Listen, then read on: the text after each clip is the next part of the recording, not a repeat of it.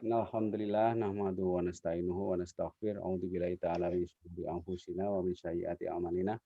Innahu may yahdihillahu fala mudhillalah wa may yudlil fala hadiyalah.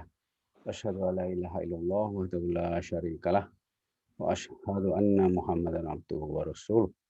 Allahumma sholli ala sayyidina Muhammad wa ala alihi wa ashabihi ajmain. Amma ba'du. Terima kasih sekali. Thank you very much, Brother Jamaluddin for the initiative, Sister Anissa dan semuanya ya yang hadir di sini. Saya akan menyampaikan satu materi sesuai dengan permintaan yaitu tentang paradigma psikologi Islam.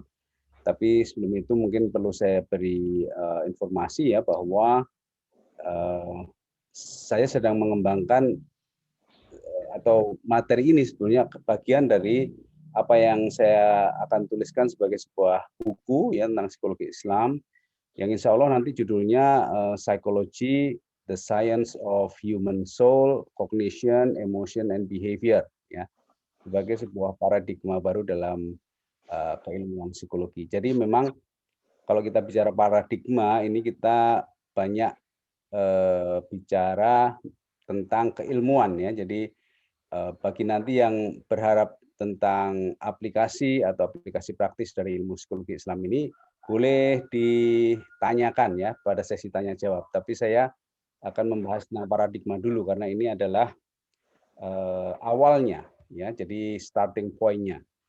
Karena apapun yang kita lakukan, apapun yang kita pelajari itu selalu dalam suatu kerangka paradigma ya, sehingga kita harus menyadari dulu jangan sampai kita terjebak dalam suatu paradigma yang kita tidak menyadarinya sehingga ketika kita mengaplikasikannya nanti bisa kurang tepat atau keliru begitu ya. Baik, oleh karena itu akan saya share screen saya. Dan sebelumnya materi yang lengkap ini insya Allah nanti ada 42 modul ya. Jadi ini mungkin salah satu daripadanya supaya nanti bagi yang berharap bisa mengikuti yang lebih lengkap, insya Allah sedang dirintis kolaborasi dengan Unisba Bandung ya untuk menyelenggarakan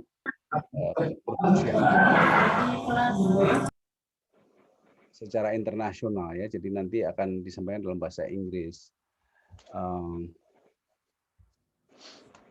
Insya Allah semester depan mulai. Jadi nanti silahkan dicermati dan mungkin grup ini kalau bisa masih dipertahankan nanti kalau ada informasi bisa saya share di sini juga ya di grup yang peserta di sini. Baik, saya akan slide saya bahasa Inggris karena supaya nanti kalau direkam bagi mereka yang berbahasa Inggris bisa juga mengikuti ya walaupun separuh-separuh, tapi saya menjelaskannya nanti dalam bahasa Indonesia ya. Nah, pertama ketika kita bicara psikologi Islam banyak sekali orang bicara psikologi Islam tetapi belum menggunakan atau belum mengubah paradigmanya gitu. Makanya ini penting masalah paradigma ini. Terima kasih sudah dipilihkan topik yang sangat mendasar ini ya. Jadi psikologi Islam itu adalah a new paradigm in human science ya. Jadi ini bukan sekedar another istilahnya itu mazhab dalam psikologi, bukan sekedar sudut lain dari ilmu psikologi, bukan ya. Tetapi new paradigm. Nah, ini perlu difahami dulu. Apa sih paradigm itu? Nah, paradigm itu kalau ingin mengkaji lebih dalam itu dikenal tulisan dari Thomas Kuhn ya. Jadi tentang paradigm ini judulnya kurang lebih terkait dengan scientific revolution ya. Jadi bagaimana paradigma ini bukan sekedar incremental change ya, bukan tambal sulam ya, bukan sesuatu yang tambal sulam dalam suatu keilmuan, tapi betul-betul membongkar dari akar-akarnya gitu. Nah, paradigm itu apa? Paradigm itu adalah seperangkat konsep metode, pemikiran, perspektif, worldview ya, yang itu terintegrasi. Jadi misalnya kalau di fisika itu paradigma lama itu disebut sebagai Newtonian ya. Newtonian itu kan paradigma fisika yang lama. Itu melihat alam ini, alam fisik ini ya, benda-benda dan sebagainya ini adalah sebagai sesuatu yang konstan. Ya, jadi ada hukum kekekalan massa, hukum kekekalan energi dan sebagainya. Nah, lalu ada paradigma baru yang disebut paradigma kuantum ya. Jadi paradigma kuantum itu bukan sekedar ilmu fisika yang lain atau ilmu fisika tentang hal lain ya atau sudut pandang lain, bukan, itu a new paradigm ya. Yang melihat bahwa dunia fisik ini tidak konstan, jadi tidak sejalan dengan paradigma Newton. Dia melihat bahwa alam fisik ini itu fisika ini itu penuh dengan ketidakpastian. Jadi prinsip dasarnya adalah uncertainty. Lalu ada probability yang itu bisa mempengaruhi alam ini sedemikian rupa. Jadi ini betul-betul sebuah lompatan keilmuan ya. Jadi scientific revolution ya. Dari sesuatu yang menganggap benda ini konstan bisa kita pegang, bisa kita hitung, bisa kita prediksi dan sebagainya, menjadi sesuatu yang jadi serba tidak jelas gitu atau uncertainty gitu. Ya, jadi ini betul-betul harus kita pahami sebagai perubahan yang revolusioner dalam pemikiran atau perubahan yang radikal karena mengakar ya. Jadi radikal itu artinya mengakar. Yang sering kita merasa risih dengan istilah radikal karena itu dipolitisasi ya. Padahal radikal itu istilah yang biasa dalam science ya. Ada radikal chemistry, radikal science dan sebagainya, itu sebenarnya istilah yang biasa. Baik. Nah, sehingga ketika kita bicara paradigma, kita bukan sekedar bicara teori, tapi dari mana teori itu ada gitu ya. Jadi lebih dalam dari teori.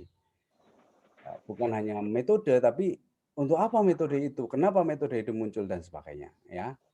Nah, oleh karena itu dengan berbekal pemahaman ini awal ini, maka saya akan mencoba menganalisis ya dan membandingkan bagaimana sih bedanya paradigma psikologi kontemporer yang notabene non-Islam ya. Tidak bisa dibilang barat karena banyak orang barat yang sudah juga bergeser paradigmanya ya. Nah, ini nanti bisa kita bahas pada kajian-kajian yang lebih lengkap ya, karena kita waktunya terbatas, saya tidak bisa masuk terlalu dalam. Tapi saya mengatakan bahwa istilahnya itu bukan psikologi barat dan psikologi Islam, tapi psikologi Islam dan psikologi non-Islam ya. Barat itu sekarang Profesor Yasser Auda itu ahli makosid itu tinggalnya di Kanada, jadi dia orang barat juga. Lalu John Eccles yaitu orang Australia itu istilahnya di barat juga, tapi perspektifnya itu sejalan dengan psikologi Islam gitu, walaupun dia bukan Islam. Jadi ini bukan masalah agama sekali lagi ya, ini masalah paradigma. Oke, paradigma itu bagaimana kita melihat dunia ini dan bagaimana caranya kita membangun keilmuan dan sebagainya. Baik. Nah, sekarang kita masuk pada perbandingan ya. Apa sih sebetulnya yang baru, paradigma baru ini ya? Kita akan bandingkan antara psikologi kontemporer, saya sebutnya sebagai psikologi kontemporer ya, untuk tidak menyebut non-Islam ya, karena non-Islam itu kadang-kadang juga membuat orang jadi risih ya, dan psikologi Islam. Oke, baik. Nah, ini slide-nya akan saya minta dibacakan dalam bahasa Inggris sehingga nanti saya bisa menjelaskannya lebih detail. Contemporary psychology, based on a reductionistic philosophy of science, partial in nature, changing over time, does not believe in human soul, guided by materialism. Baik, jadi kurang lebih ya, ini saya tentu saja tidak bisa mengungkap semua sisi ya, tapi paling tidak psikologi kontemporer itu filosofi of science-nya atau filsafat ilmiahnya itu reduksionistik. Jadi nanti akan kita jelaskan lebih jauh. Nah, kemudian karena itu, dan ini saling terkait ya, namanya paradigma itu kan satu paket ya. Jadi ketika dia melihat sains itu sebagai sesuatu yang reduksionistik, maka yang dilahirkan adalah teori-teori yang parsial, gitu ya. Nah, lalu yang menarik juga karena parsialisme ini, maka di setiap zaman itu definisi psikologi berubah-ubah terus. Ya, nanti kita lihat bagaimana itu. Jadi tidak pernah fix. Kalau Anda belajar sejarah psikologi nanti berubah-ubah itu definisi psikologi itu apa itu berubah-ubah. Nah, kemudian dia tidak percaya pada soul ya, jiwa atau nafs ya. Jadi kalau kita mulai ngomong soal jiwa atau nafs, yang notabene sebetulnya itu arti psihe itu adalah nafs. Itu mereka selalu menghindari atau bahkan melarang ya, makanya ada istilah scientific tabu ya di dalam khasanah keilmuan itu artinya apa? Yang tabu itu apa? Ya bicara soal jiwa, soal Tuhan dan sebagainya itu ya. Nah, lalu mereka juga diarahkan ya pola pikirnya itu oleh filsafat materialisme. Nah, psikologi Islam seperti apa? Kita lihat ya. Ya. Jadi ini psikologi Islam. Islamic psychology, based on a Quranic philosophy of science, a holistic, integrative, and dynamic approach. The principles are the same since the first human till the end of day. Start from the soul as the core of human being, guided by Muqasid philosophy. Baik, jadi kalau kita lihat sekilas saja, ini jelas bukan sekedar tambal sulam ya. Psikologi Islam itu bukan sekedar psikologi tambal sulam ya, tapi ini dunia yang berbeda ya, world view yang berbeda. Nah, kita nanti akan coba lihat secara sekilas ya apa yang disebut sebagai the Quranic philosophy of science ya. Jadi makna dari sains itu apa? Apa sih sebetulnya sains itu? Ini ya, filosofi itu kan bicara tentang hakikat ya sebetulnya ya. Jadi sebetulnya itu apa sains itu? Itu sudah beda. Nah, sehingga tidak bisa kita menggunakan atau psikologi Islam. Maaf ini saya matikan dulu ada telepon. Oh masih. Baik. Jadi kita tidak bisa yang namanya menggunakan paradigma atau filosofi sains yang menggunakan paham reduksionistik untuk mengembangkan psikologi Islam. Nah, makanya kita harus berhati-hati ya dalam mengembangkan psikologi Islam ini. Kita pertama-tama harus falsafah keilmuannya harus kita geser dulu ya. Nah, kemudian ketika kita bicara psikologi Islam, kita tidak bicara bagian-bagian ya, kita tidak bicara parsial, kita bicara secara keseluruhan. Manusia itu multidimensional. Dia tidak hanya emosi saja, tidak hanya perilaku saja, tidak hanya otak saja, tapi semuanya ini manusia. Jadi kalau kita pecah-pecah itu bukan manusia, potongan-potongan dari manusia ya. Ibarat kalau kita lambangkan jasad kita ini sebagai manusia, kalau kita potong-potong kan bukan manusia lagi. Kita bicara kakinya, bicara kepalanya, bicara itu bukan manusia. Jadi manusia itu ya semuanya ini, termasuk jiwanya gitu ya. Jadi holistik ini penting. Nah, kemudian yang ketiga, yang namanya psikologi Islam itu ilmunya itu atau prinsip-prinsipnya itu sudah berjalan, sudah berlaku, sudah bisa kita pelajari sejak Nabi Adam. Ya, nanti kita akan jelaskan lebih jauh. Jadi bukan temuan baru, bukan sesuatu yang baru. Dia sesuatu yang sejak Nabi Adam itu sudah ada dan sekarang berlaku sampai sekarang dan sampai hari akhir gitu. Nah, ini yang harus kita pahami juga. Jadi jangan sampai kita menganggap psikologi Islam itu sesuatu yang baru. Ini ya psikologi tentang manusia itu sendiri sejak Nabi Adam sampai hari akhir ya. Itu yang disebut sebagai psikologi Islam. Nah, yang ketiga, yang didinai, yang diingkari, yang dilarang untuk dibahas di psikologi barat itu sebetulnya adalah inti dari manusia ini. Jadi dalam psikologi Islam justru jiwa, soul ya atau nafs itu adalah inti dari manusia itu. Jadi kalau kita ingin memahami manusia, itu ya kita pelajari nafsnya gitu. Makanya ada yang sering menyebutnya sebagai nafsiologi ya, atau apa, ilmu nafs dan sebagainya itu. Ya. Jadi ini betul-betul berseberangan ya. Artinya kita harus berhati-hati. Nanti kita juga jangan khawatir ya, bukan berarti kita akan membuang semua ilmu yang sudah kita pelajari, tapi kita harus mengkritisinya ya, menyaringnya, mensortirnya, jangan sampai kita mengumpulkan sampah ya, karena ibarat psikologi yang dikembangkan sekarang ini itu campuran antara mutiara dan sampah gitu. Nah, kita ambil mutiaranya, sampahnya kita buang gitu ya. Nah, ini yang nanti akan kita bahas pada sesi-sesi berikutnya ya, secara lebih mendalam dan luas insya Allah.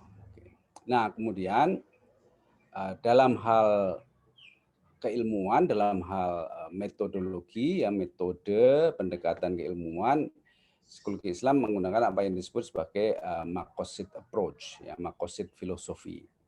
Nah, ini juga nanti akan kita kembangkan. Saat ini gerakan Maqasid ini, filosofi ini yang memimpin adalah Profesor Yasir Auda yang berdomisili di Kanada, tapi beliau berasal dari Mesir ya, dan memiliki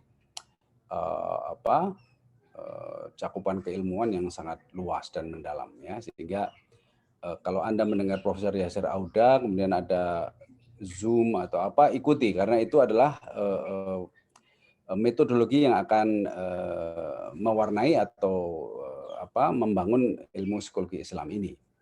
Baik. Oke, sekarang kita kembali ke beberapa poin yang sudah kita bahas untuk menjelaskan lebih jauh ya. Baik. Reductionistic philosophy of science. The facts is broken down into pieces. The parts are studied to explain the whole. The human beings is defined by its parts. Every scholars have their own definition of human being based on the part that they studied. Nah, ini filsafat reduksionistik ini ibarat kita seperti ingin meneliti darah lah gampangannya ya. Kalau kita ingin meneliti darah, itu kan kita tidak meneliti keseluruhan darah itu. Ya, nanti mati orangnya kalau diambil semua darahnya kan. Dia ambil sampel ya, berapa mili, lalu dari situ akan disimpulkan darah ini seperti apa gitu. Nah, itu sebetulnya adalah suatu metodologi, suatu filsafat philosophy of science yang punya asumsi bahwa untuk memahami keseluruhan itu kita cukup mengambil sampelnya saja. Nah, istilah sampel ini kan sangat familiar ya di ilmu psikologi ya. Jadi kalau dalam ilmu psikologi kan kita bicara tentang populasi dan sampel ya. Misalnya kita ingin meneliti remaja Indonesia, lalu yang kita teliti cuman beberapa orang yang bisa kita akses gitu. Lalu itu menggunakan teknik sampling tertentu, lalu kita bilang, oh inilah potret remaja Indonesia. Padahal yang diteliti ya cuman berapa puluh ya, mending kalau beberapa ratus itu masih lumayan. Tapi padahal remaja Indonesia itu berapa juta, ratus juta mungkin ya. Gitu ya, ini contoh bagaimana psikologi itu mengikuti philosophy of science yang reduksionistik ya. Kita mengandalkan sampel untuk bisa memahami.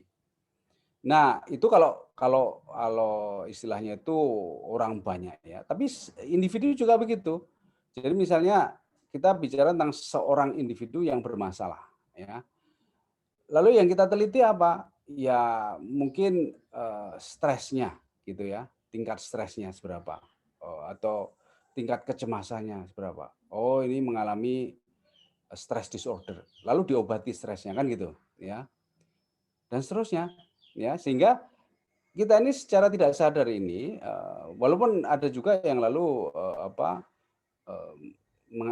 menamakan itu psikologi Islam karena lalu dikaitkan dengan ayat-ayat Quran dan sebagainya, tapi yang dilakukan masih reduksionistik, ya. Mood disorder misalnya ya, mood disorder. Lalu kita cek dengan subjective well-being, itu kan mengukur mood. Lalu ketika subjective well-being-nya jelek, oh berarti mood-nya jelek. Sehingga kita bisa meningkatkan mood-nya misalnya dengan hiburan, nah, gitu ya, supaya dia senang. Gitu. Itu adalah sebuah perspektif yang reduksionistik. Jadi dalam perspektif ini itu fakta itu dipecah-pecah gitu ya, di broken down ya, dibongkar, bukan dibongkar dalam arti ya, tetapi dipotong-potong, lalu yang diteliti cuma bagiannya yang kecil itu.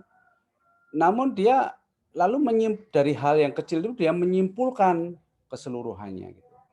Dari bagian-bagian dari manusia itu dia potong-potong, lalu dia bilang, oh inilah manusia gitu. Salah satu contoh yang barusan saya baca ya, walaupun belum selesai ya, tapi saya sudah baca kesimpulannya. Ini adalah penelitian tentang emosi. Jadi dia mengklaim ahli emosi. Nah, lalu dia meneliti emosi, tapi yang diteliti ya emosi itu dia lihat dari otaknya gitu ya. Jadi pokoknya semakin sempit, semakin kecil. Lalu dia dari hasil penelitian dia menyimpulkan inilah manusia. Padahal dia telitinya cuma emosi doang dan itu pun cuma dilihat dari otaknya gitu ya. Ini memang filsafat reduksionistik ini menyebabkan jadi parsial ya. Sehingga manusia itu jadi seperti Frankenstein itu wajahnya, yaitu berupa potongan-potongan yang lalu digabungkan seolah-olah inilah wajah manusia, padahal itu hanya potongan-potongan yang digabungkan ya. Yang kalau menggabungannya pas masih lumayan, tapi kalau enggak ya bentuknya enggak karu-karuan nanti ya. Nah, itu yang disebut parsialisme ya. Dan akibatnya itu tadi, setiap ahli itu mendefinisikan manusia menurut bagian yang dia teliti. Dia tidak melihat manusia secara keseluruhan ya. Dia meliti ini lalu disebut ini gitu ya. Baik. Nah, poin kedua yang itu langsung berkaitan dengan itu ya. Mari kita bacakan dulu. Partial in nature, Sigmund Freud believed that human being is a creature of instinct. Abraham Maslow believed that human being is defined by their needs. B.F. Skinner believed that there is nothing except human behavior. The neuroscientists believe that human being is their brain. The cognitivists believe that the mind is the core of human being. Nah, ini lalu memunculkan apa yang disebut aliran-aliran dalam psikologi ya. Ada juga yang menyebutnya sebagai mazhab ya, psikologi. Nah, di sini perlu saya tekankan bahwa psikologi Islam itu bukan another mazhab, karena mazhab ini dalam psikologi ya beda dengan mazhab dalam fikih syariah ya, itu beda ya. Jadi jangan disamakan. Makanya kalau ini disebut mazhab itu sebetulnya kurang pas karena ini parsial semua ya. Jadi kalau Anda pelajari Sigmund Freud ya, psikoanalisis itu yang ngomongnya soal insting aja yang disebut sebagai id ya atau libido seksual. Semuanya itu hanya penjelasan tentang itu atau hambatan atau apa dan sebagainya ya. Kalau Maslow itu semuanya disebutnya needs. Jadi ketika Maslow itu mulai dikenal maka psikologi itu teori tentang needs ya. Belum nanti ada aliran intelligence, semuanya disebut intelligence ya. Kalau belum disebut intelligence belum mantap, sehingga ada emotional intelligence, spiritual intelligence, social intelligence, macam-macam. Pokoknya harus pakai intelligence itu parsial semua ya. Termasuk juga behaviorisme, kalau ini sudah jelas ya. Skinner sama behavioris yang lain itu tidak menganggap adanya personality, bahkan yang namanya independent will itu dianggap tidak ada, yang ada itu cuma behavior ya. Sehingga behaviorisme itu sebuah filosofi sendiri yang itu parsial ya. Lalu sekarang gerakan terbaru adalah otak ya. Jadi bahkan ada yang Francis Crick namanya ya. Itu dulu meraih hadiah Nobel karena menemukan DNA di double helix itu ya. Tapi akhir-akhir ini di masa tuanya dia nulis buku yang disebutnya Astonishing Hypothesis yang mengatakan bahwa hakikat manusia itu ya seonggok neuron yang ada di otaknya itu gitu ya. Ini contoh-contoh sikap itu. Dan juga masalah kognitif ini juga bicara masalah minds. Ini masih lebih lumayan karena agak apa istilahnya itu abstrak ya. Agak abstrak dalam arti bisa dikembangkan ya, karena mind itu sendiri masih bisa dikaitkan dengan misalnya consciousness ya, kesadaran, dan bisa nyerempet-nyerempet tentang jiwa juga walaupun mereka tidak mengakuinya gitu ya. Tapi begitu, jadi karena filsafat keilmuannya itu reduksionistik, maka muncullah teori-teori yang parsial. Dan ini semuanya bukan anutan ya, psikologi Islam tidak akan ikut-ikutan karena parsialisme itu sesuatu yang mendasar, yang tidak bisa jadikan fondasi bagi psikologi Islam atau bagi kehidupan kita yang sesungguhnya, manusia seutuhnya ini gitu ya. Dan parsialisme ini kita sudah menjarah ya, merambah ya, bukan menjarah ya, merambah ke dalam dunia kehidupan sosial kita, politik dan sebagainya, sehingga kita dipecah belah ya. Ini saya jadi ingat kutipan ayat tadi ya, bahwa memecah belah itu dosa besar ya. Memecah belah umat Islam terutama ya, itu dosa besar. Sebetulnya di situ hakikat dari Pancasila, Persatuan Indonesia itu Islami. Karena apa? Karena Islam itu anti mecah belah, anti parsialisme ya. Dalam Islam juga disebutkan berislamlah secara kafah ya. Tidak boleh parsial berislam itu. Saya sholat aja tapi nggak mau puasa nggak boleh. Yang penting saya sudah apa istilahnya, ada paham-paham baru ini, kesalehan sosial sama kesalehan individual itu parsial juga. Jadi kita ini sudah terbentuk pola pikir kita dengan filsafat reduksionistik yang lalu membawa pada pemikiran parsial. Ya. Yang itu berbahaya. Harus hati-hati ya, termasuk apalagi kalau kita kaitkan dengan tauhid ya. Karena parsialisme itu kalau nanti menyangkut Tuhan, ketuhanan, itu jadi musyrik. Jadi ini bukan main-main ya, hal-hal semacam ini serius. Itulah sebabnya kenapa psikologi Islam itu ya memang tidak bisa ditolak lagi bagi umat Islam ya. Bukan sesuatu yang nice to know ya istilahnya. Oh, bagus ini aku pelajari, bukan, ini yang harus dipelajari. Sekali lagi konsekuensi dari parsialisme tadi itu sangat berat ya. Ingat surat yang dibacakan tadi, surat Al-Imran ya, kita harus mempersatukan kembali ya. Janganlah kita memecah belah. Ini pesan yang sangat kuat ya. Alhamdulillah pemilihan ayatnya tadi sangat tepat ya. Baik. Kemudian yang berikutnya kita bicara tentang poin yang berikutnya. Kita baca dulu. Changing over time, psychology was a knowledge about psyche, and then it became a science of behavior. Recently, it is a science of behavior and mental processes. Now it is moving toward the science of the brain. Nah, ini mungkin bagi yang kuliah di psikologi atau yang mengajar psikologi, ini familiar dengan istilah ini ya. Waktu saya S1 dulu, textbook tentang psikologinya itu saya masih ingat penulisnya Branca gitu namanya ya, Branca, Branca.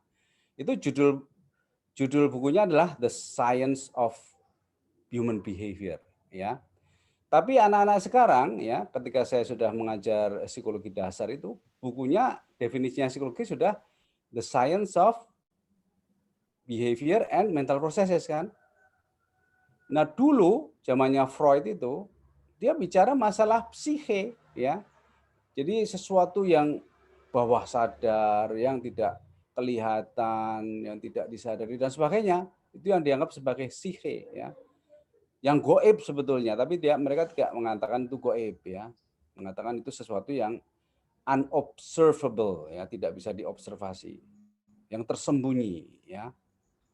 Nah, perkembangan sekarang ya tahun sekitar 2005-an kalau nggak salah ya, 2003 2005. Pokoknya setelah September 11 itu kan lalu Amerika sangat menutup diri dari mahasiswa asing. Nah, akibatnya mereka kekurangan mahasiswa asing ya. Lalu banyak pengurus perguruan tinggi itu safari termasuk ke Indonesia, dan saya waktu itu belum doktor ya, saya bertanya-tanya gimana kalau psikologi sekarang gimana di sana. Oh, sekarang ini psikologi itu semuanya ke neuroscience katanya.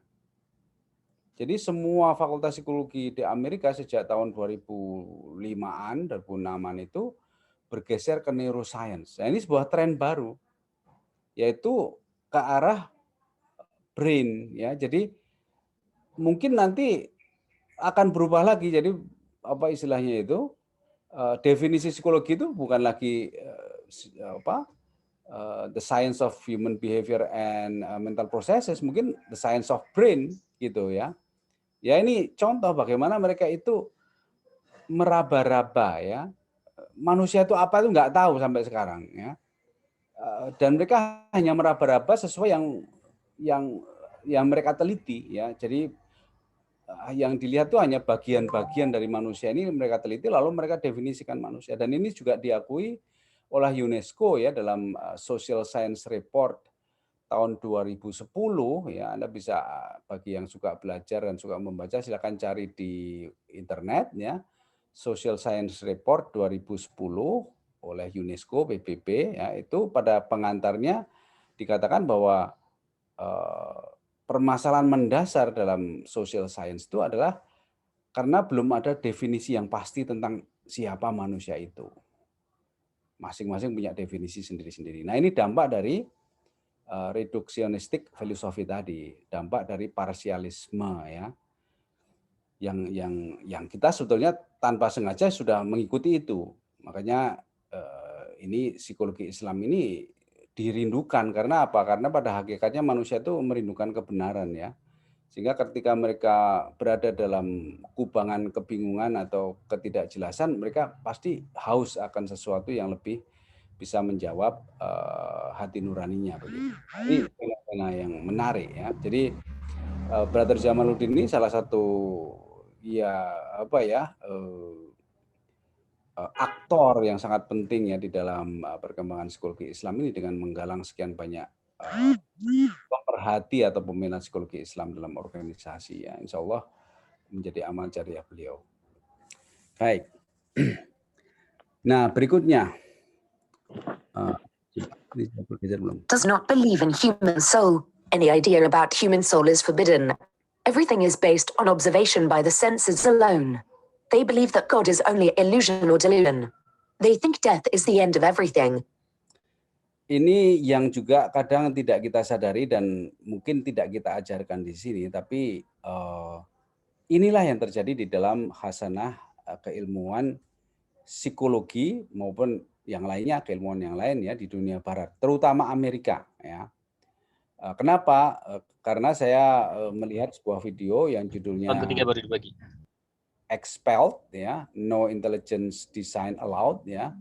Itu meliput ya sebuah dokumenter gitu ya, meliput bagaimana para ilmuwan-ilmuwan yang mengindikasikan atau menuliskan bahwa kemungkinan ada desain dalam kehidupan ini itu dipecat dari lembaga-lembaganya, dimusuhi oleh masyarakat ilmiah. Jadi nggak boleh, jadi bukannya tidak mengakui saja, tapi tidak boleh bicara tentang hal-hal yang goib itu nggak boleh, dilarang dan betul-betul disingkirkan gitu ya. Jadi ini luar biasa ya.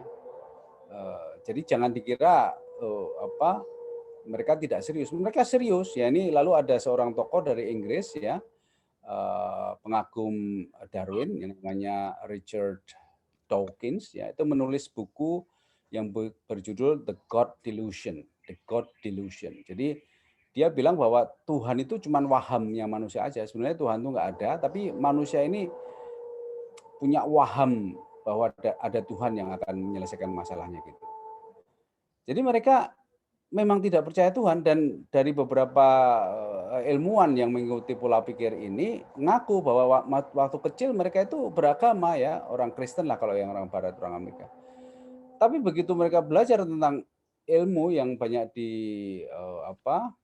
dipengaruhi oleh filsafah Darwinian ya, filsafah Darwinisme ini, mereka jadi ateis. Jadi mereka lalu setelah belajar sains yang tadi salah satu cirinya reduksionistik, materialistik, dan darwinistik itu jadi ateis, termasuk Richard Dawkins ini dalam video itu mengaku bahwa dia begitu belajar teori Darwin lalu menjadi ateis ya.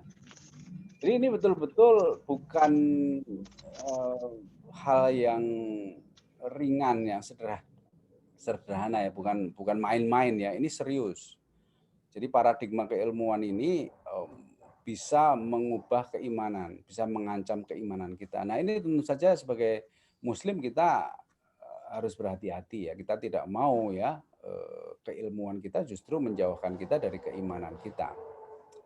Sehingga ya psikologi Islam ini bukan lagi sesuatu yang nice to know ya, tapi kita harus betul-betul mempelajarinya dan menerapkannya dalam kehidupan kita ya. Insya Allah itu akan menyelamatkan kita dunia akhirat insya Allah ya. Baik. Nah, kemudian yang terakhir, Guided by materialism, they only focus on the body. They think that the brain is the one who is responsible for our behavior.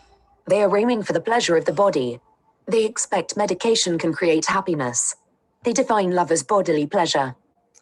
ini orientasi pada body ini sekarang lagi marak ya. Jadi gerakan LGBT, feminisme ya, itu kan bicaranya masalah body ya. My body is mine ya. Nah, ini sebetulnya latar belakangnya adalah falsafat materialisme. Jadi manusia itu ya cuman badannya itu saja, jasadnya itu nggak ada yang namanya ruh, nggak ada yang namanya ruhaniah ya. Jiwa itu nggak ada gitu. Yang aneh adalah ada gerakan feminis muslim. Nah, ini aneh ini. Orang muslim mau feminis itu. Padahal feminis itu doktrin utamanya adalah my body is mine. Jadi cuman mikir bodinya saja, badannya saja. Dan yang namanya kebahagiaan cinta itu ya kenikmatan badaniah ya. Nah, ini yang sekarang sudah menguasai ilmu psikologi dan bahkan sudah merasuk dalam kehidupan politik, sosial yang kita saksikan dewasa ini ya. Dan ini luar biasa ya. Gerakan ini luar biasa dampaknya, mudorotnya juga sudah kita lihat sangat luar biasa ya. Sehingga tidak mungkin lagi kita berdiam diri atau kita ikut arus saja ya.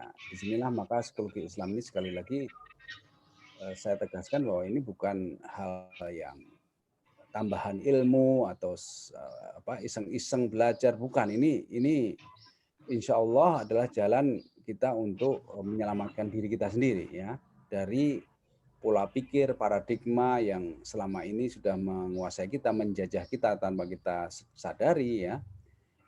Dengan sukarela kita mengadopsinya ya, sehingga sekali lagi kita harus hati-hati ya, harus kritikal. Oke. Dan juga masalah mati tadi belum saya sebutkan ya, kalau apa istilahnya itu, salah satu hadis Rasulullah mengatakan bahwa penyakit, ada satu penyakit ya yang itu nanti akan di akhir zaman atau akan bisa menyesatkan, yaitu wahan ya, apa itu, yaitu cinta dunia dan takut mati.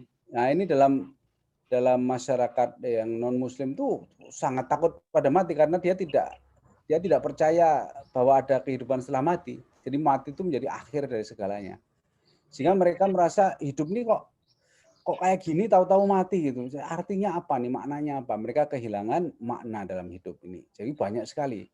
Mungkin sebagai tambahan informasi, saat ini di negara-negara barat ya, itu mewabah apa yang disebut loneliness ya, loneliness pandemi ya, lebih masif daripada corona ini, karena itu menyerang jiwa bukan menyerang badan kita.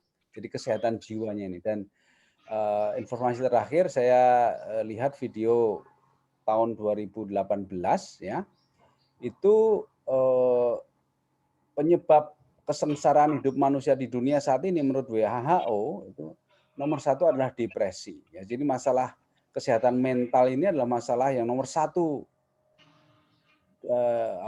di dunia ya dalam kehidupan manusia dewasa ini. Dulu kan kanker ya, sakit jantung dan sebagainya. Sekarang depresi nomor 1. Ini saya dengar dari seorang ahli depresi ya dari Australia, dan dia kasih kuliahnya itu tahun 2018, jadi baru 2 tahun yang lalu, 3 tahun yang lalu ya. Dan juga ini terkait dengan wabah loneliness. Jadi bagi yang suka belajar, suka membaca, cari loneliness, entah itu di APA website atau di Google ya, itu menjadi permasalahan yang masif di dunia barat, terutama di dunia sekuler ya, Eropa, Amerika, Australia ya. Itu lebih individualis lah, dunia yang relatif individualis. Tapi kalau Eropa itu tidak semuanya individualis, juga terkena wabah itu ya, loneliness itu. Baik, jadi ini adalah contoh bagaimana ilmu psikologi kontemporer itu uh, bukan hanya tidak memberi solusi, tapi justru menjadi penyebab dari permasalahan kehidupan manusia dewasa ini, ya, yang semakin parah ya dengan berbagai macam perilakunya yang aneh-aneh dan sebagainya. Nah, makanya kita perlu psikologi Islam ya. Sekali lagi ini 5 poin yang ingin saya sampaikan tentang paradigma psikologi Islamic Islam. psychology, based on a Quranic philosophy of science, a holistic, integrative, and dynamic approach. The principles are the same since the first human till the end of day. Start from the soul as the core of human being. Guided by Muqasid philosophy. Oke, baik. Kita lihat satu persatu. Quranic philosophy of science. Science is a systematic knowledge to reveal the truth. Science is that acquired through the sign from the alam, nature, and also from the revelation, ayah. The more we have ilm, the closer we are to Allah as the source of truth and all knowledge. The bridge to the true knowledge is Al-Quran, since it is the words and guidance from Allah himself. In acquiring ilm, we have to rely on our pure heart and pure logic tajaqiyah. Baik. Jadi yang namanya filsafat ilmu menurut Quran, ini pertama-tama ilmu ya, itu adalah usaha untuk mengungkap kebenaran, ya, hakikat, hak, ya. Hakikat dan hak itu artinya kebenaran, tapi dari dua sisi dimensi yang berbeda ya. Tapi hakikat anunya sama, intinya sama ya. Inti dari kehidupan ini. Ya, jadi itu perspektif Quran. Kemudian yang namanya ilmu itu satu akar kata dengan alam, ya. Alam ini sebetulnya adalah sumber ilmu, atau untuk berilmu kita harus paham tanda-tanda alam. Jadi dalam Quran itu kan dikatakan Allah menurunkan hujan, kemudian Dia menghidupkan kembali tanah yang sudah mati, ya. Lalu mengirimkan petir yang menyambar kebun yang makmur, subur, bisa dalam waktu sehari terbakar hilang, ya. Itulah hakikat kehidupan. Ya, jadi alam ini adalah sumber ilmu. Nah, dalam bahasa lain kita familiar dengan istilah ayat-ayat kauniyah, ya, ayat-ayat kauniyah. Nah, kemudian juga ayat kauliyah, ya, kauliyah itu firman, ya, firman Allah. Itu adalah Al-Qur'an itu sendiri. Jadi Al-Qur'an dan alam itu adalah sumber ilmu yang hakiki, yang esensial, yang fundamental, yang mendasar. Nah, kalau kita kaitkan dengan perkembangan ilmu yang saat ini sedang menguasai dunia, yaitu yang disebut sebagai ilmu yang sekuler, ya. Orang sering menyebutnya sebagai ilmu barat, tapi itu kurang tepat, ya. Atau orang menyebutnya ilmu modern, tapi itu juga kurang tepat karena makna modern itu sendiri tidak begitu tepat penggunaannya, ya. Itu mereka sebetulnya hanya bukan berarti mereka itu tidak bisa digunakan sama sekali, tapi mereka itu membangun keilmuan itu dari alam sebetulnya, ya. Misalnya dengan eksperimen, dengan pengamatan dan sebagainya, tapi dicampur aduk dengan hawa nafsu, dicampur aduk dengan pengingkaran terhadap ruh, ya, pengingkaran terhadap Tuhan. Nah, ini yang menjadi masalah. Tapi bagaimana mereka mengkonstruksi sains itu dari pengamatan terhadap alam, itu sebenarnya sudah sesuai. Jadi di sini mulai kita bisa melihat mana yang mutiara, mana yang sampah, ya, dari ilmu yang kita pelajari selama ini. Misalnya kalau dalam ilmu psikologi, ya, ada eksperimen, misalnya Milgram eksperimen, ya. Kemudian ada delayed gratification itu, ya, eksperimen dengan marshmallow eksperimen, ada eksperimen tentang konformitas. Itu tanda-tanda alam, ya, tentang apa sih yang terjadi pada manusia. Bahkan eksperimen yang behavioristik ya seperti Skinner dan sebagainya itu sebetulnya tanda-tanda alam, cuman sekali lagi itu parsial. Sehingga dia merasa hanya dengan itu sudah bisa mendefinisikan manusia dengan mengingkari independent will, mengingkari motivasi, mengingkari macam-macam. Jadi terlalu banyak yang diingkari gitu. Tetapi bahwa mereka sudah secuil ya, beberapa cuil itu mengembangkan ilmu secara ilmiah gitu. Nah, paradigma ilmu Quran ini holistik, tidak hanya parsial, hanya cuilan-cuilan, tapi secara keseluruhan sehingga alam ini secara keseluruhan.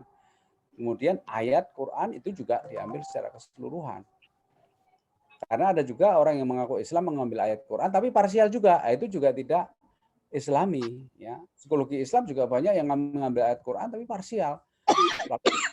Cocokkan dengan ilmu parsial yang berkembang di mainstream ya, di arus kuat tentang keilmuan itu. Itu juga belum Islam karena prinsip Islam itu adalah holistik ya, kafah, muhid ya, menyeluruh, menyelimuti.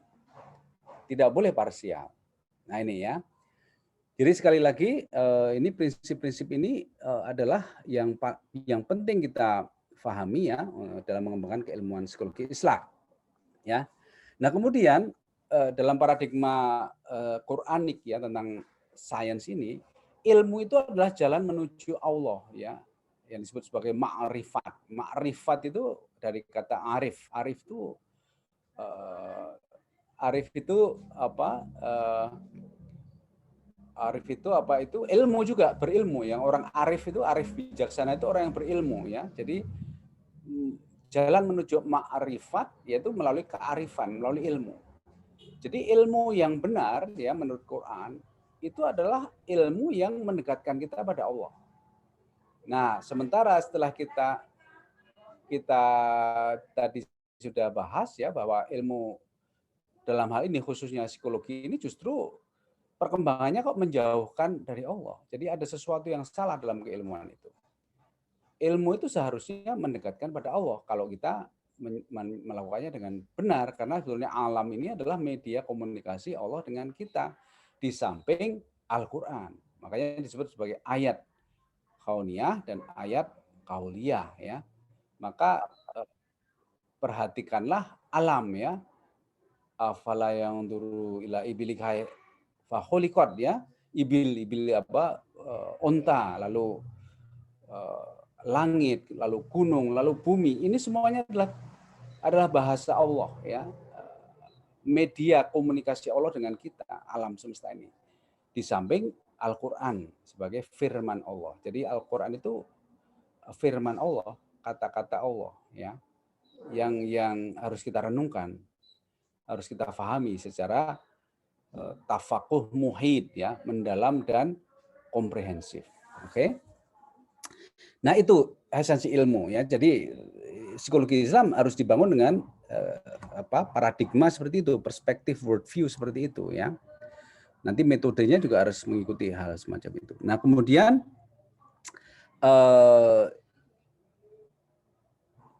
Al-Qur'an itu adalah posisinya itu merupakan pasangan dari alam semesta ini ya untuk menjadi media ya, menjadi jembatan kita untuk mengenal Allah. Oke. Allah menurunkan ayat-ayatnya melalui alam semesta dan Al-Quran, dan juga ditambah diri kita sendiri. Jadi dalam bahasa yang Jawanya itu kan ada jagat cilik, jagat gede, atau dalam bahasa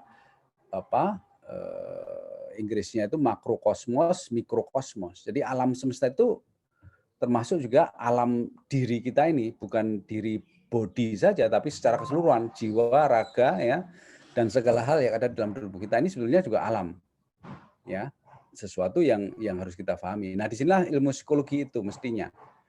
Ya, sehingga ilmu psikologi itu sebetulnya juga jalan untuk mendekatkan diri pada Allah. Asal kita menggunakan paradigma yang benar, ya, tidak dengan paradigma yang sekuler atau parsial atau musyrik atau kafir dan sebagainya, ateis dan sebagainya itu ya. Baik. Nah, kemudian hal penting lagi yang juga tidak boleh ditinggalkan adalah apa yang disebut sebagai tazkiyah ya. Jadi kita itu sudah dikaruniai pendengaran, penglihatan dan hati, dalam hal ini fuad ya, ifada, untuk bisa menyusun ilmu pengetahuan ini, bisa mengumpulkan apa ya, memahami ya, membangun ilmu pengetahuan ini. Tapi ya, ada sesuatu yang bisa menghalangi kita ketika hati kita, jiwa kita, nafsu kita itu tidak bersih ya. Ada hawa nafsu di sana, ada prasangka buruk dan berdosa dan sebagainya. Itu akan menghambat ilmu itu. Sehingga yang namanya pure heart dan pure soul ini ya, ini syarat ya. Jadi prasyarat untuk kita bisa berilmu dengan benar. Makanya kita harus beribadah, harus bertazkiyah ya. Harus membersihkan cara berpikir kita ya. Logika kita itu harus lurus, harus jernih ya. Logikanya jangan diputar-putar ya. Sebetulnya kalau orang itu memutar-putar logika itu jadi pelawak ya, karena itulah keahlian Sri Mulat ya, logikanya dibolak-balik gitu ya. Tapi kadang-kadang kita menyaksikan orang yang logikanya itu dibolak-balik, tapi kita anggap itu ilmiah, itu yang berbahaya, itu mengecoh, karena itu sebetulnya lawaan ya ketika logika itu dibolak-balik gitu ya. Ya ada istilahnya juga dalam ilmu psikologi itu yang disebut logical fallacy ya. Jadi false itu salah, logical fallacy itu adalah logika yang keliru. Nah, ini juga harus kita jaga, logika kita harus lurus ya. Logika itu sebetulnya gampang prinsipnya. Kalau A sama dengan B, B sama dengan C, maka A sama dengan C. Gitu ya. Jadi itu logika yang sangat sederhana. Kadang-kadang kita gagal ya dalam proses berpikir yang sangat sederhana dan lurus itu. Karena ada kepentingan, ada ketakutan kepada selain Allah ya, dan sebagainya dan sebagainya. Nah, ini penting. Sehingga ini harus kita awali ya dengan kebersihan hati dan kebersihan logika. Makanya setiap kali kita mau membaca Quran itu diajarkan supaya membaca a'udzubillahi minasyaitonirrajim. Nah, ini setan ini juga adalah salah satu unsur dalam kehidupan yang tidak bisa kita ingkari ya. Ini adalah musuh yang nyata. Ya. Dalam psikologi Islam kita juga harus belajar tentang ilmu kesetanan ya. Itu ada buku teksnya. Saya juga belum mempelajari, mari kita pelajari bersama yang judulnya Tablis Iblis, yaitu ilmu kesetanan ya, ilmu tentang setan maksudnya. Supaya kita terjaga dari godaan setan itu, dan kita harus selalu mengucapkan a'udzubillahi minasyaitonirrajim supaya setan nggak ikut-ikutan ya dalam kita menjalani kehidupan ini, atau kita terhindar dari godaan setan. Lalu astagfirullahaladzim, istighfar itu juga untuk membersihkan hati, dan juga doa-doa yang lain misalnya ihdinas siratal mustaqim, supaya kita berpikirnya lurus, jalan yang lurus dan sebagainya. Jadi banyak sekali doa untuk bisa membersihkan jiwa kita, dan itu adalah satu bagian yang integral ya dalam kita berilmu. Karena ilmu menurut Rasulullah ada ilmu yang bermanfaat, ada ilmu yang tidak bermanfaat. Menurut Imam Ghazali ada ilmu yang bermanfaat, ada ilmu yang berbahaya. Nah, ilmu yang berbahaya adalah ilmu yang sesat tadi, ilmu yang menyesatkan. Ya, baik. Ini tentang paradigma keilmuan. Baik, kemudian berikutnya. A holistic, integrative, and dynamic approach. Human is a multi-dimensional being. To understand human being, we have to understand the dynamics of all dimensions in his life. Psychology should be the science of human soul, cognition, emotion, and behavior. Mental problems are systemic and has to be addressed in a systemic manner also. Baik, jadi manusia ini adalah makhluk yang kompleks ya, makhluk yang multidimensional. Jadi kita tidak bisa hanya mencuil sedikit dari manusia itu lalu kita menyimpulkan inilah manusia, itu nggak bisa. Yaitu ada metaforanya yang terkenal, yaitu tentang 3 orang buta yang diminta mendefinisikan gajah. Ya. Nah, yang satu pegang belalai, yang satu pegang telinga, yang satu pegang kakinya. Waktu ditanya gajah itu seperti apa, yang pegang belalai bilang seperti ular, yang pegang telinga bilang seperti kipas, ya, yang pegang kaki bilang seperti tiang yang sangat kuat. Nah, ini semuanya seolah-olah benar, tapi parsial. Tapi sesuatu yang parsial itu bukan sesuatu yang benar. Yang benar itu harus menyeluruh, ya, the whole truth, nggak bisa partial truth. Kalau Anda misalnya jujur tapi dicampur kebohongan, itu tetap bohong, tidak benar, ya. Jadi bukan parsial. Jadi saya kan ada benarnya, nggak ada benarnya itu nggak benar. Mesti ada bohongnya kan, ada salahnya juga. Jadi nggak bisa dicampur madu dan racun, itu nanti yang berdampak racunnya, ya. Kamu beri apa dia? Madu dan racun. Loh, kok kamu membunuh? Enggak, saya kan kasih madu. Tapi kan ada racunnya gitu lah. Jadi ini bahayanya kalau kita mencampur adukkan yang hak dan batil, itu yang menang yang batil. Ya, jadi nggak bisa kita melihat manusia itu secara parsial. Nanti jadinya ya sesat gitu. Nah, sehingga ketika kita memahami manusia itu harus holistik, ya, harus dinamis, harus semuanya kita pertimbangkan.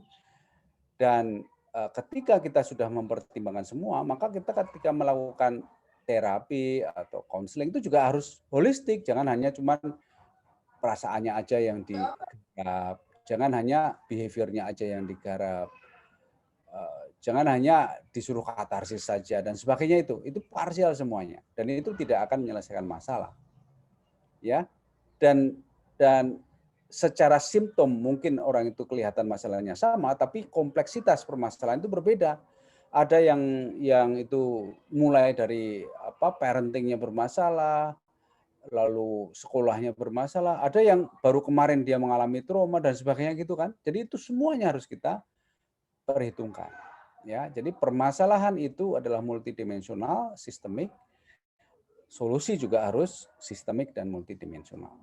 Nah, insya Allah ini nanti yang akan coba saya kembangkan yang menjadi apa yang disebut sebagai tazkiyah terapi. Ya. Tazkiyah terapi itu adalah sebuah pendekatan yang holistik, integratif, dan dinamis ya tentang manusia.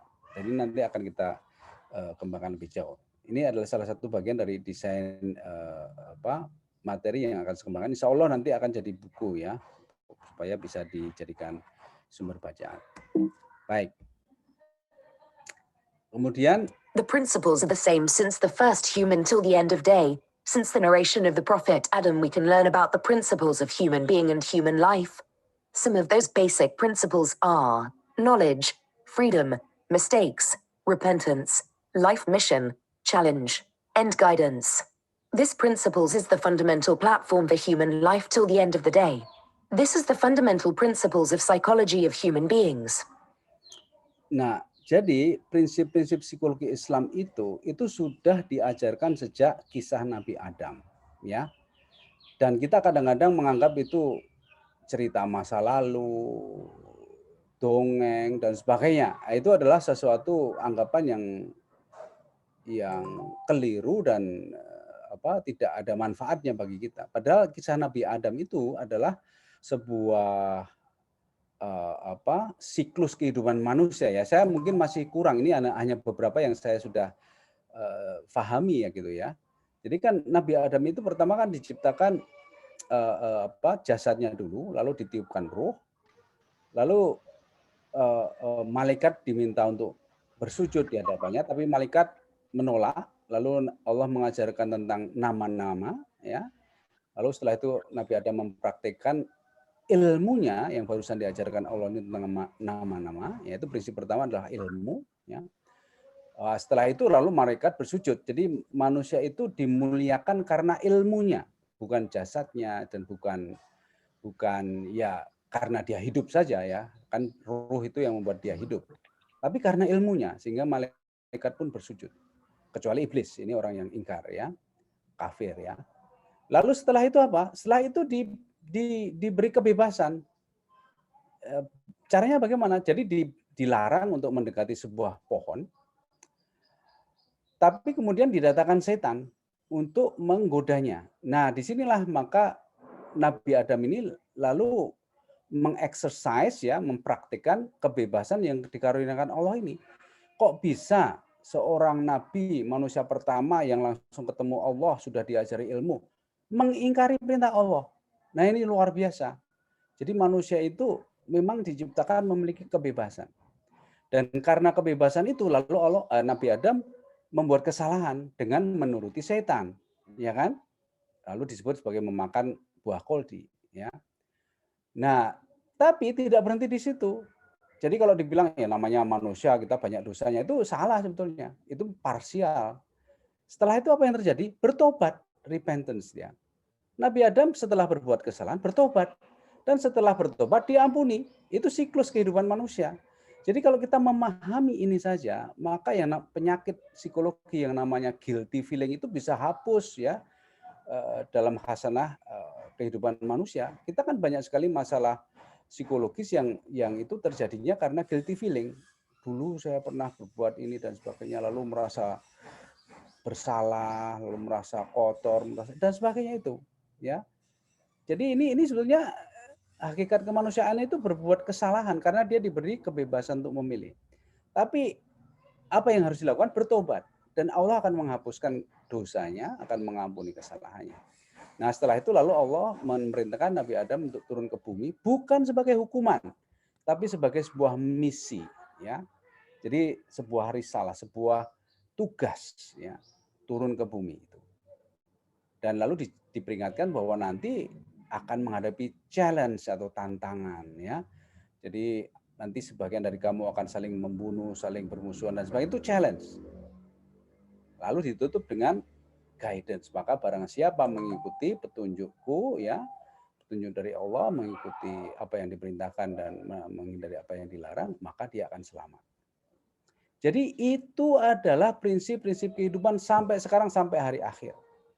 Itulah psikologi Islam.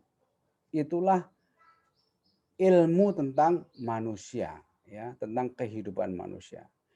Kalau kita paham itu, maka nggak perlu yang namanya gangguan mental, gangguan jiwa, ya. Maka la tahzan, janganlah engkau bersedih. Sungguhnya orang-orang yang beriman itu mereka tidak bersedih dan tidak khawatir, tidak cemas, ya, tidak depresi dan tidak cemas, ya. Jadi depresi dan cemas itu sebetulnya ada kaitannya dengan ketidakfahaman kita tentang ilmu psikologi Islam ini, ya. Hakikat kehidupan ini kita tidak paham sehingga kita cemas, depresi dan sebagainya, gangguan kejiwaan itu. Oke, jadi ini prinsip-prinsip psikologi yang seharusnya menjadi fondasi ilmu psikologi itu. Sehingga hanya kita dengan belajar saja kita sudah bisa menyembuhkan diri sendiri. Makanya yang namanya tazkiyah itu sebetulnya salah satunya adalah maknanya adalah membersihkan diri, mengobati diri sendiri. Ya. Tazkiyah itu adalah bagaimana kita mengelola diri kita sendiri. Itu, oke. Baik. Kemudian Start from the soul as the core of human being. The human soul, nafs, is the cause of all human experience. The human soul is also the one who suffers the consequences of one's experiences. The soul is the one who is responsible for one's life. To be responsible means that it is the one who can make changes and has the freedom to choose. Baik, jadi pemahaman tentang nafs ini sangat esensial ya dalam psikologi Islam, dalam kehidupan manusia ya, human being ini ya, terutama dalam hidup di dunia ini, tapi juga nanti akan berdampak di akhirat ya. Karena innama a'malu binniyat ya, jadi apapun yang kamu kerjakan itu tergantung niatnya, dan niat ini ada di dalam hati, ada di dalam kolbu, yang di situ bersemayam apa yang disebut nafs itu, jiwa itu, ya. Diri kita yang paling esensial itu, yang itu kita dengan itu kita melakukan pilihan, menentukan pilihan hidup, ya. Fa'alhamaha fujuraha wa taqwaha qad aflaha man zakaha wa qad khaba man dasaha. Jadi kita ini memang diciptakan, nafs itu diciptakan dalam keadaan yang berbolak-balik, yang tidak stabil. Nah, bagi mereka yang memilih bertazkiyah, mereka akan selamat. Tapi yang memilih bertadziyah atau mengotori dirinya, dia yang akan menderita. Gitu. Jadi itu pilihan kita sendiri, itu niat kita. Niat kita apa? Niat itu akan balik kepada kita. Ya. Nah, sehingga nafs itu adalah awal, tapi dia juga akhir atau akibat. Jadi nafs kita juga yang akan menderita nanti jiwa kita, makanya mengalami gangguan jiwa. Tapi jiwa itu sendiri juga yang akan memulai. Nah, sehingga dalam Quran itu ada nafs, ada istilahnya ya tidak secara eksplisit tetapi bisa disebut sebagai sohibul nafs. Jadi nafs itu multidimensional juga. Ada nafs, ada yang mengelola nafs itu yaitu diri kita sendiri. Jadi kita bisa mengelola diri sendiri, kita bisa introspeksi, bisa muhasabah ya, bisa berkontemplasi dan sebagainya, introspeksi dan sebagainya itu karena kita sedang mengelola diri kita sendiri gitu ya. Jadi nafs itu sangat dinamis, multidimensional, dan dia yang akan mengambil keputusan, dia akan menanggung akibatnya, tapi dia juga yang bisa mengobati permasalahannya. Makanya sungguhnya tidak pernah menganiaya hambanya, tetapi merekalah yang menganiaya dirinya sendiri, gitu ya. Jadi ini prinsipnya. Ya ini harus kita sadarkan pada setiap klien yang kita hadapi atau setiap murid yang belajar ya bahwa kita ini punya tanggung jawab gitu ya. Kita yang akan menentukan, niat kita yang akan memulai, tapi penderitaan juga yang akan kita alami. Itu karena kita sendiri. Disitulah esensi dari freedom tadi yang sudah ditunjukkan sejak zaman Nabi Adam tadi. Oke. Baik. Guided by Marquesid philosophy, everything has a purpose. To understand any situation or condition, we have to understand the purpose. The purpose is systemic and multidimensional. The ultimate purpose is always good. Understanding the purpose will heal mental problems. Nah, ini juga penting sekali ya. Jadi kalau psikologi yang sekuler, yang ateis itu karena dia tidak percaya dengan hari akhir, karena dia percaya bahwa akhir kehidupan ini adalah mati, dia percaya bahwa segala sesuatunya itu sifatnya material, maka sebetulnya mereka itu tidak punya purpose of life. Jadi hidupnya nggak ada purpose-nya. Purpose itu tujuan tapi yang paling mendalam, maksud ya. Makanya makos itu akar katanya maksud. Jadi maksud hidup itu apa itu mereka nggak punya. Jadi hidup itu ya cuman kalau dalam bahasa Jawanya itu kleyang kabur kanginan, yang ngikuti hawa nafsu saja, mencari sensasi saja, ya, sensing culture, ya, kemudian menikmati here and now, ya, nggak usah mikir masa depan, nggak usah mikir masa lalu, yang penting dinikmati aja, enjoy aja dan sebagainya. Itu adalah jargon-jargon yang purposeless, ya, tidak ada purpose. Mereka tidak mau berjuang, tidak mau menderita itu siksaan, padahal menderita itu sebenarnya adalah jalan menuju kemenangan ya. Penderitaan itu jalan menuju kemenangan ya, bahwa akhir itu akan lebih baik dari awalnya. Di balik kesulitan itu akan ada kemudahan. Itu adalah perspektif makosid ya. Jadi segala sesuatu itu sebenarnya ada maksudnya. Sehingga apapun yang kita alami harus kita kaji secara mendalam untuk mengetahui maksudnya apa. Nah, di situ akan ketemu hikmah. Jadi hikmah itu adalah sebuah pengetahuan yang sedemikian mendalam sehingga kita paham maksud dari apapun yang terjadi. Ya. Sehingga kalau kita membiasakan diri berpikir secara itu, ya, berpikir untuk menggali maksud dari segala kejadian, berpikir untuk mencari hikmah dari setiap kejadian, termasuk hikmahnya pandemi corona tadi sudah disebutkan Brother Jamaluddin ya. Jadi begitu pandemi corona ini semua orang Zoom sehingga apapun yang ada di dunia ini bisa diakses oleh siapapun. Ya. Konferensi di Amerika yang kalau tidak ada Zoom itu kita harus bayar mahal tiketnya, cari sponsor susah ya dan sebagainya. Sekarang nggak perlu, gratis lagi. Jadi ada hikmah yang luar biasa dalam pandemi ini yang tidak banyak digali, tidak banyak dimunculkan ya, sehingga orang bicara pandemi selalu horor, teror ya, kecemasan, ketakutan dan sebagainya. Ini karena kita tidak melihat hikmah di balik peristiwa, tidak melihat maksud ya.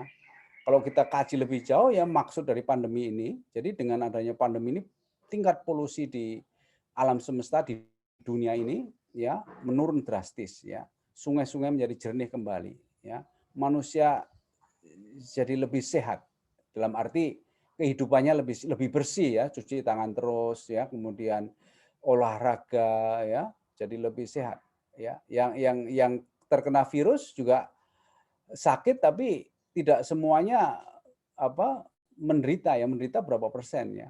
Jadi kalaupun sakit kena virus itu ya cuman beberapa saat ya, paling 2 minggu harus sehat kembali. Tapi mereka jadi lebih meningkat daya tahan tubuhnya. Jadi orang sering salah fokus ya ketika melihat sesuatu dan tidak melihat dari hakikatnya atau esensinya.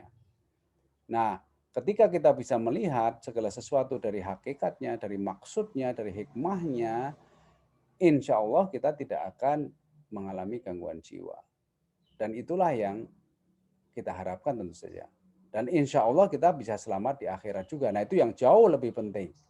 Ya, sehingga insya Allah ya sekali lagi ilmu yang seperti ini, paradigma ilmu yang seperti ini, inilah paradigma yang sesuai dengan apa yang dinyatakan oleh Ibnul Haytham ya sebagai the first scientist, jadi orang yang diakui sebagai peletak fondasi awal dari yang namanya sains itu, yaitu sebagai jalan menuju ma'rifatullah. Jadi ilmu ini sebagai jalan menuju mengenal Allah atau jalan menuju Allah ya. Dan itu akan kita alami ketika kita sudah meninggalkan dunia ini dan memasuki alam akhirat insyaallah. Amin.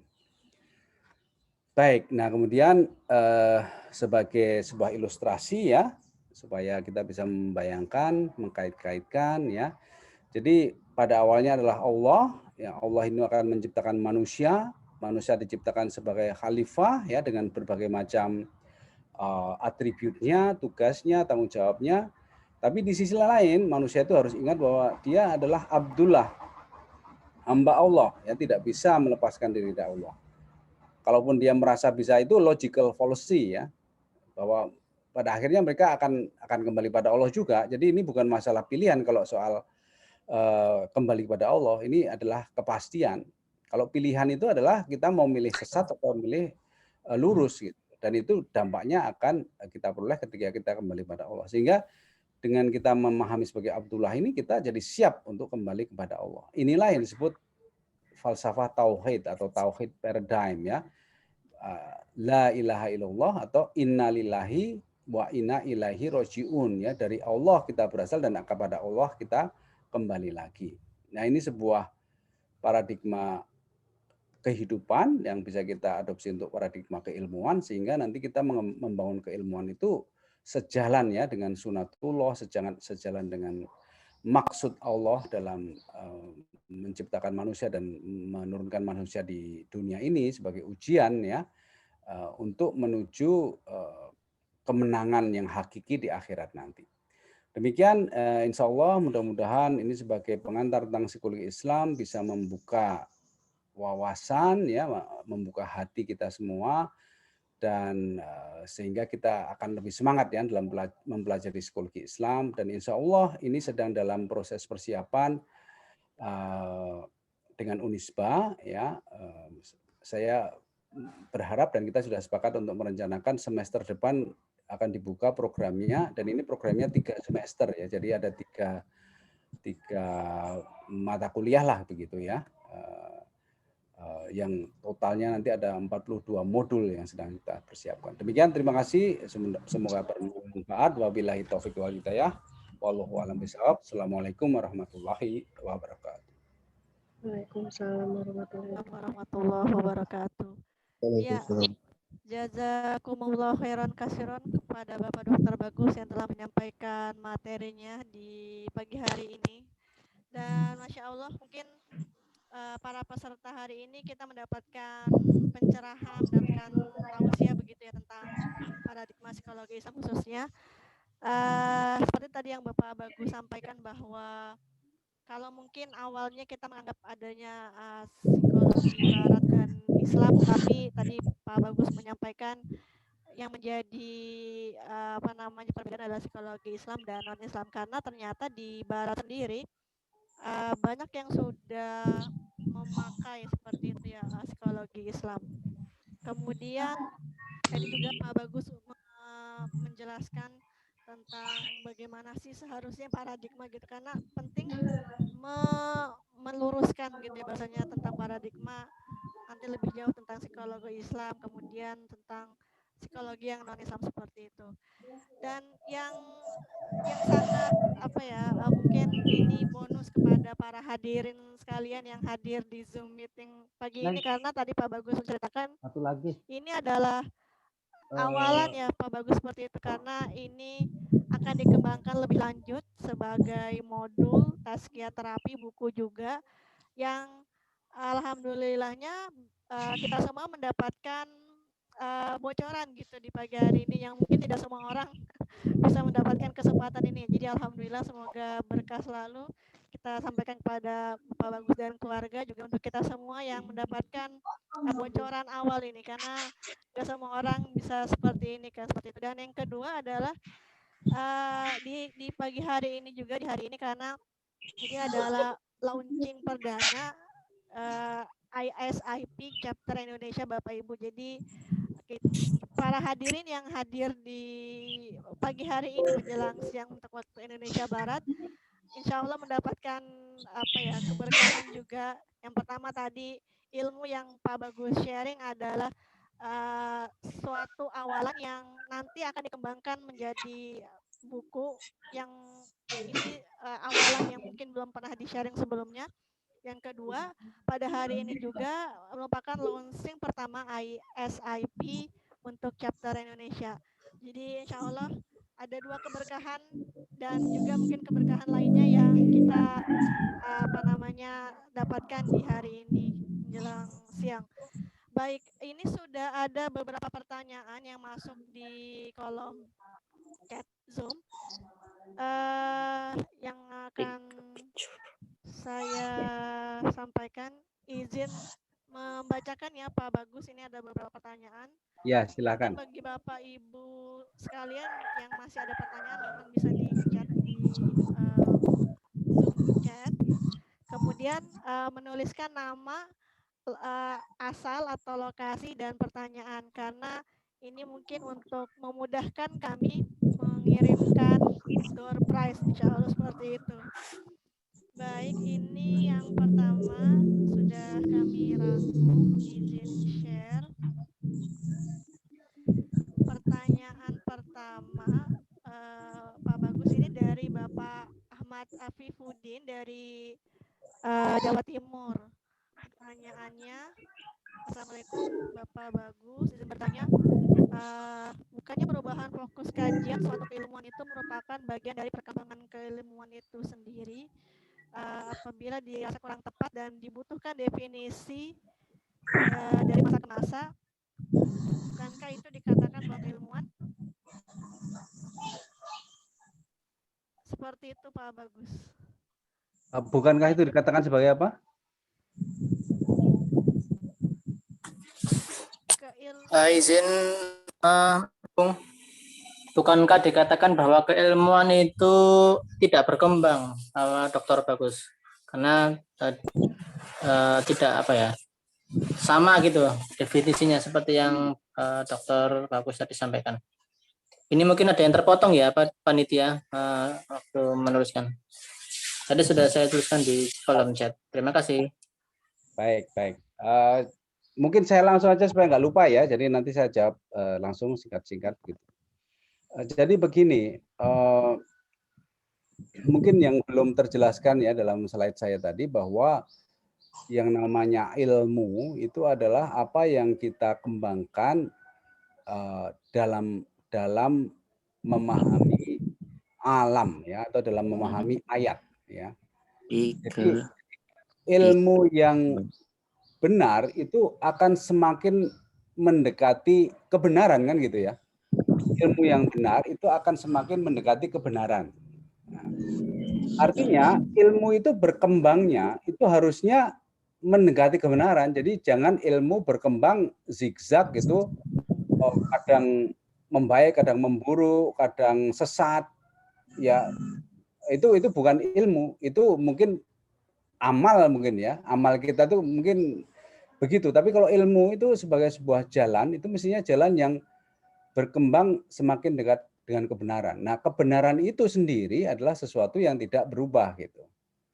Sehingga psikologi Islam ini juga harus kita lihat sebagai dua sisi ya. Jadi psikologi Islam ini bicara tentang satu sisi adalah kebenaran tentang hakikat manusia itu sendiri, dan itu tidak akan pernah berubah ya, seperti surat Ar-Rum ayat 30 ya. Jadi ini mudah diingat karena surat 30 ayat 30 ya. Sesungguhnya Allah menciptakan manusia itu menurut fitrahnya dan tidak ada perubahan dalam fitrah itu. Jadi ini juga psikologi juga, tapi dari sisi kebenarannya, hakikatnya gitu. Tetapi dari sisi keilmuannya, nah ini yang disebut sebagai psikologi Islam yang kita usahakan, yang kita bangun ini ya. Inilah yang disebut sebagai ilmu. Itu adalah bagaimana kita memahami itu. Tapi kalau prinsip itu yang ditulis di Quran, yang ditunjukkan dalam alam itu tidak pernah berubah gitu. Jadi ini dua sisi yang harus kita pahami supaya tidak salah tangkap. Sementara ilmu yang tidak Islam itu berkembang tapi tidak berkembang, kadang-kadang justru menyusut gitu kan. Kadang-kadang meningkat menyusut, meningkat menyusut. Jadi seperti labirin lah istilahnya ya. Saya sering membuatkan istilah labirin, yaitu seperti jalur yang membingungkan dan juga sering menyesatkan gitu. Artinya ada juga yang meningkat gitu, tetapi tidak semuanya meningkat gitu. Nah itu bedanya. Jadi bukan berarti psikologi Islam tidak berkembang, bukan gitu. Ilmunya berkembang, tapi hakikatnya ya sama. Nah bagaimana kita memahami hakikat ini, maka membutuhkan kesungguhan, disiplin ya, membutuhkan disiplin untuk mempelajarinya. Nggak bisa sambil lalu, membutuhkan tazkiyah ya, gitu. Begitu ya jawabannya. Baik, terima kasih Pak Bagus atas jawabannya. Mudah-mudahan Pak Ahmad Afifuddin sudah terjawab ya Pak, insya Allah seperti itu. Lanjut ke pertanyaan kedua, ini ada dari Bapak Lalu Rifalikal Payanta dari Nusa Tenggara Barat. Assalamualaikum, mohon pencerahan Pak Bagus. Terapi psikologi Islam apa yang bisa kita gunakan untuk penanganan masalah psikologis? Apakah sudah ada buku psikoterapi psikologi Islam? Silakan Bapak Bagus. Sudah banyak yang menyatakan sebagai terapi psikologi Islam. Saya sendiri masih belum merasa cukup dengan itu semua, makanya saya mengembangkan apa yang disebut tazkiyah terapi ya. Jadi kalau tanya kepada saya, ya terapi psikologi Islam yang menurut saya itu paling up to date ya tazkiyah terapi, tapi itu masih belum terbit bukunya. Jadi ini masih dalam proses penyusunan gitu. Tapi bahwa banyak terapi yang menyatakan dirinya sebagai terapi psikologi Islam sudah banyak gitu. Nah, silahkan dikritisi. Apakah sudah memenuhi persyaratan yang saya sebut sebagai paradigma psikologi Islam tadi? Apakah sudah sesuai dengan Quran dan hadis Rasulullah ya? Apakah sudah membuat orang jadi lebih sehat secara holistik? Ya, itu menjadi tolak ukurnya. Apakah bisa membuat orang tobat? Nah, ini penting ya. Jadi terapi psikologi Islam yang benar itu harus bisa membuat orang tobat, karena itulah yang dilakukan oleh para nabi dan rasul dan para sahabat. Itu kan mereka tadinya perampok, tadinya penjahat, akhirnya tersentuh hatinya ya, langsung tobat menjadi seorang pejuang Islam. Itulah terapi yang benar ya, dari satu sudut ya.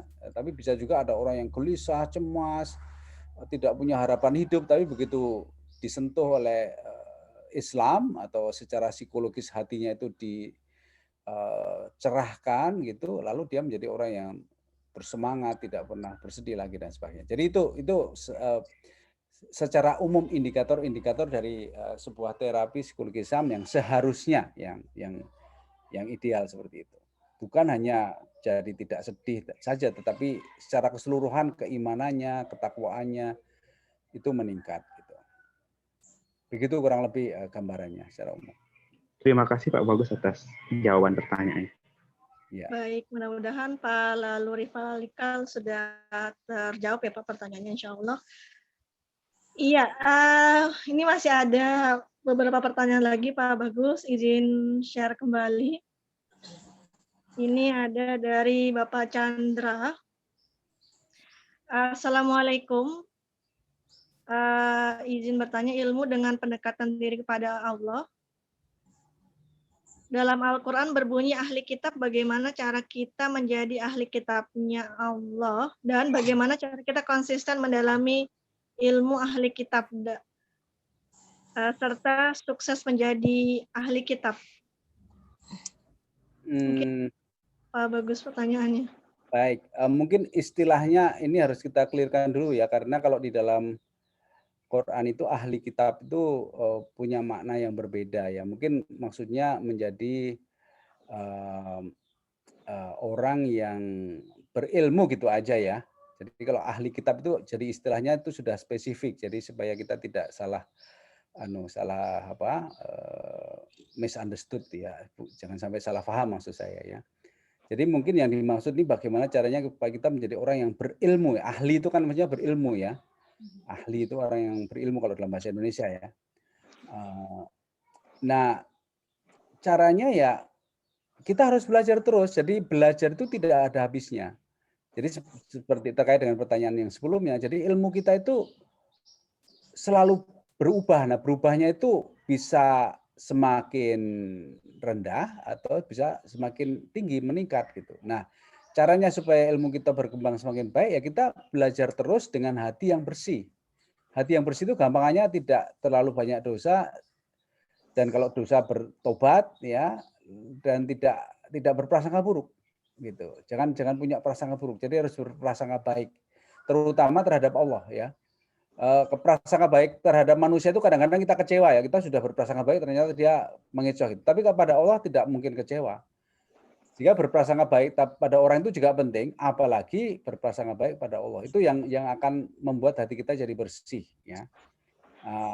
Nah, dengan hati yang bersih itu dan kita terus belajar, maka insya Allah kita bisa akan terangkat sebagai ahli ilmu ya, bukan ahli kitab mungkin ya, ahli ilmu. Jadi orang yang berilmu betul, semakin berilmu, dan itu juga sudah dijelaskan di Quran bagi mereka yang Allah akan meningkatkan orang-orang yang beriman dan berilmu itu beberapa derajat. Jadi ilmu itu akan mengangkat. Dan itu terbukti pada kisah Nabi Adam. Nabi Adam ketika belum berilmu, malaikat segan untuk bersujud, tapi begitu berilmu langsung beliau Nabi Adam menjadi mulia ya. Tahrim ya, apa istilahnya itu, mulia ya. Karim ya. Al-Qur'anul Karim itu kan Quran yang mulia ya. Ya.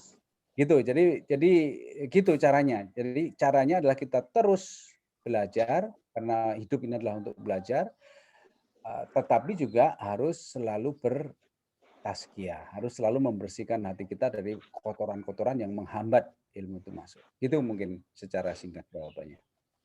Baik, terima kasih Pak Bagus atas penjelasannya. Insya Allah untuk Pak Chandra sudah tergambar ya Pak, insya Allah seperti itu. Izin melanjutkan Pak Bagus, ini masih ada beberapa pertanyaan. Ini ada dari Pak Suhartono Syam.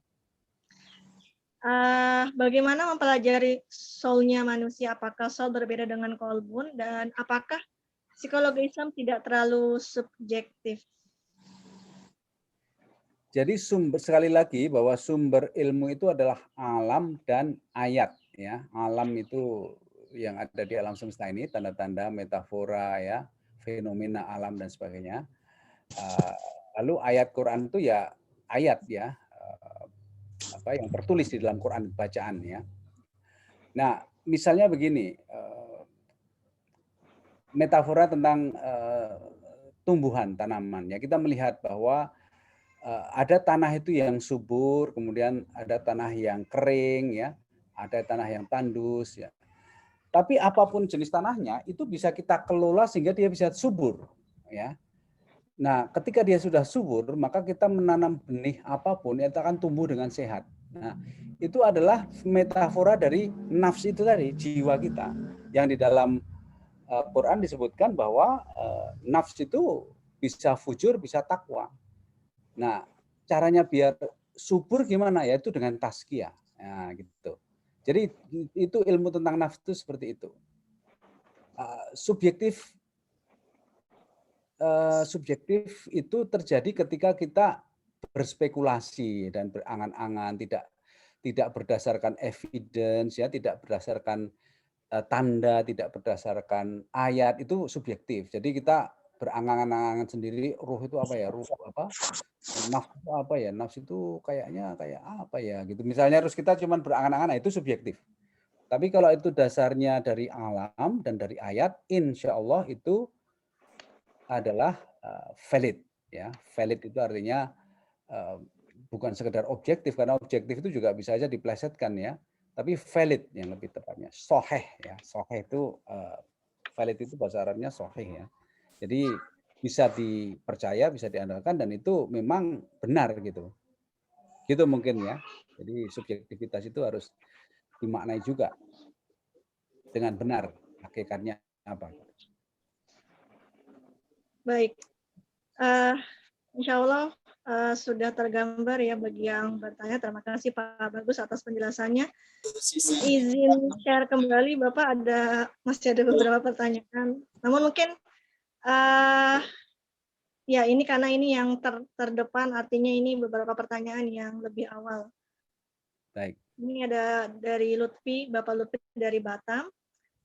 Pertanyaannya, di manakah atau seperti apakah kedudukan fitrah dalam paradigma Islamic psychology?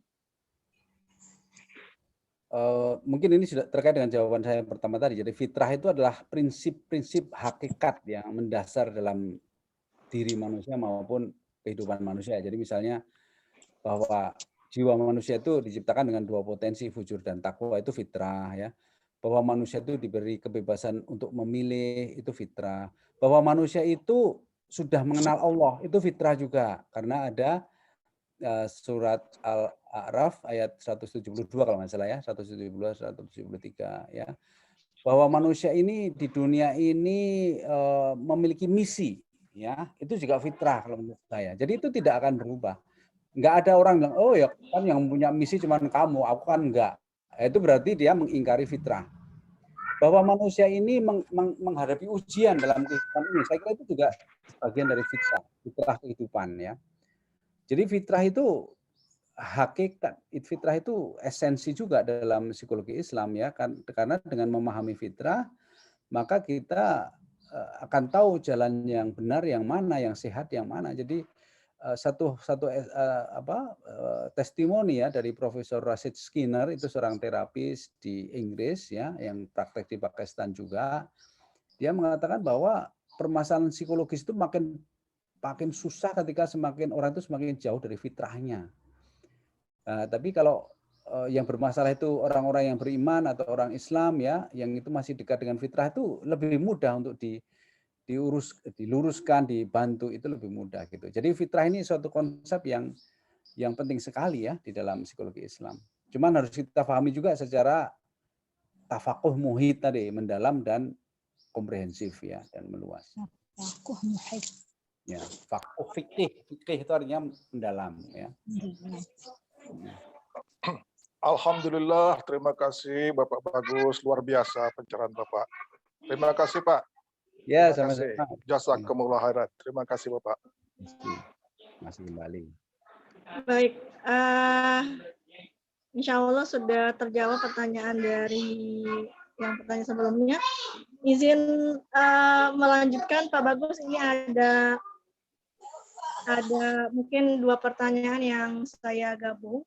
Yang pertama dari Pak Fahad dari Jakarta selaku praktisi psikologi, bertanya tentang prinsip konseling, kemudian konseling Islam apakah bisa memberikan nasihat dan saran karena terinspirasi dengan ulama terdahulu. Kemudian ini mungkin juga pertanyaan yang berkaitan Pak Bagus dari Bapak Eri dari Jakarta tentang paradigma psikologi Islam, seperti apa dan bagaimana jika dilihat dari sudut pandang histori ulama terdahulu, dan apakah ada karya ulama terdahulu yang bisa menjadi bahan rujukan literatur. Baik, yang pertanyaan kedua dulu ya karena ini lebih mudah. Jadi yang tercatat itu Al-Balkhi ya, Abu Yazid Al-Balkhi itu ya, yang bicara tentang the sustenance of body and soul. Jadi itu integratif antara body and soul itu dua dimensi dari kehidupan manusia yang nggak bisa dipisahkan ya.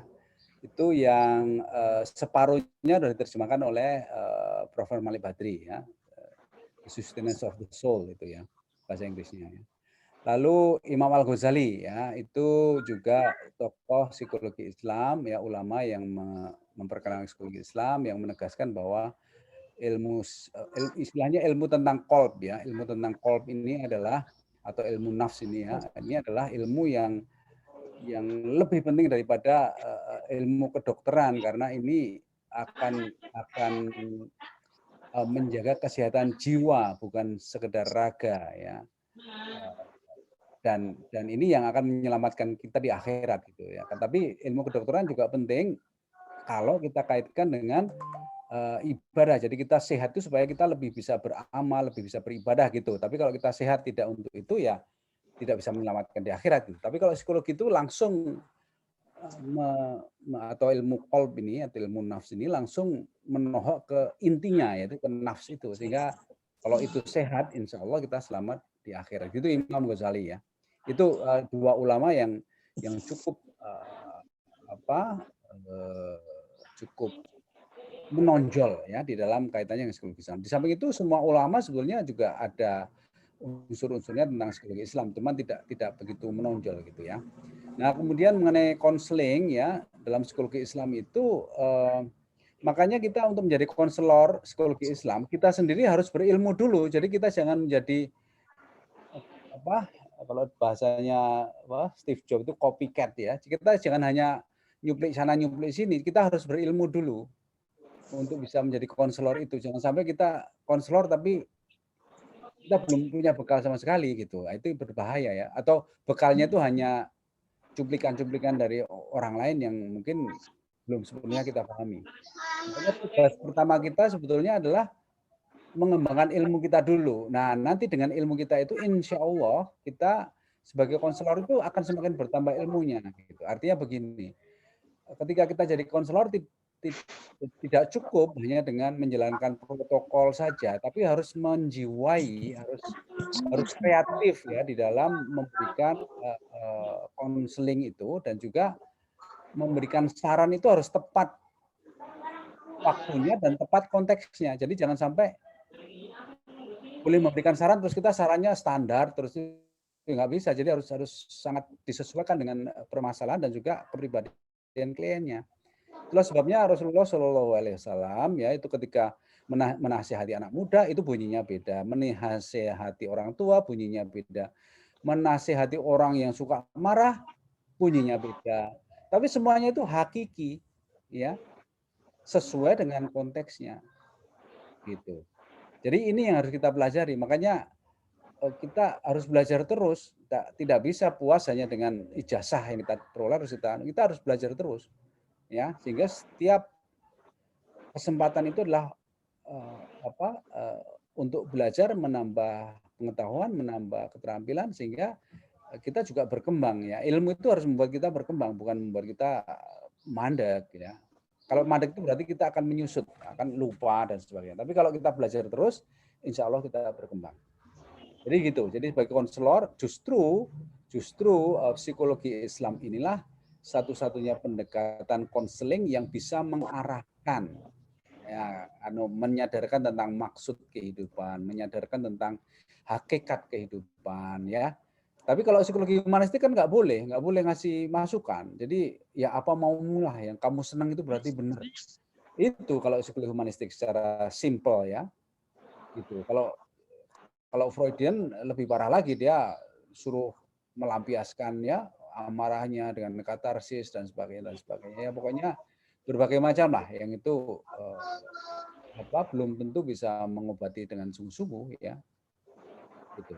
Kalau CBT ini yang paling dekat dengan psikologi Islam itu sebenarnya CBT karena dia meluruskan kognitifnya juga, cara berpikirnya. Karena cara berpikir itu sangat penting ya. Cara berpikir itu kalau ditarik lebih jauh lagi sebetulnya bisa menyentuh ke arah nafsnya sendiri, niatnya apa ya. Tapi cara berpikir ini sudah masuk lebih dalam daripada sekedar behavior. Behavior juga penting karena kalau sudah terbentuk behaviornya itu kadang-kadang orang untuk mengubah itu agak kaku gitu ya. Seperti kita nggak pernah olahraga itu kalau suruh olahraga mesti wah berat itu. Tapi kalau kita sudah biasa latihan, nanti bisa lebih mudah gitu. Jadi behavior itu masalah latihan. Tapi kalau pemahaman itu harus kognitif, penghayatan, nah itu baru di nafs. Ya, ini yang nafs ini yang belum digarap oleh psikologi kontemporer. Begitu. Baik. Alhamdulillah. Izin bertanya. Halo. Sudah mendapat gambaran dari Pak Bagus Riono yang mudah-mudahan Ini Pak ada Fahad satu lagi dan ini. Pak Heri. Ada pertanyaan saya belum terjawab tadi, Ustadz.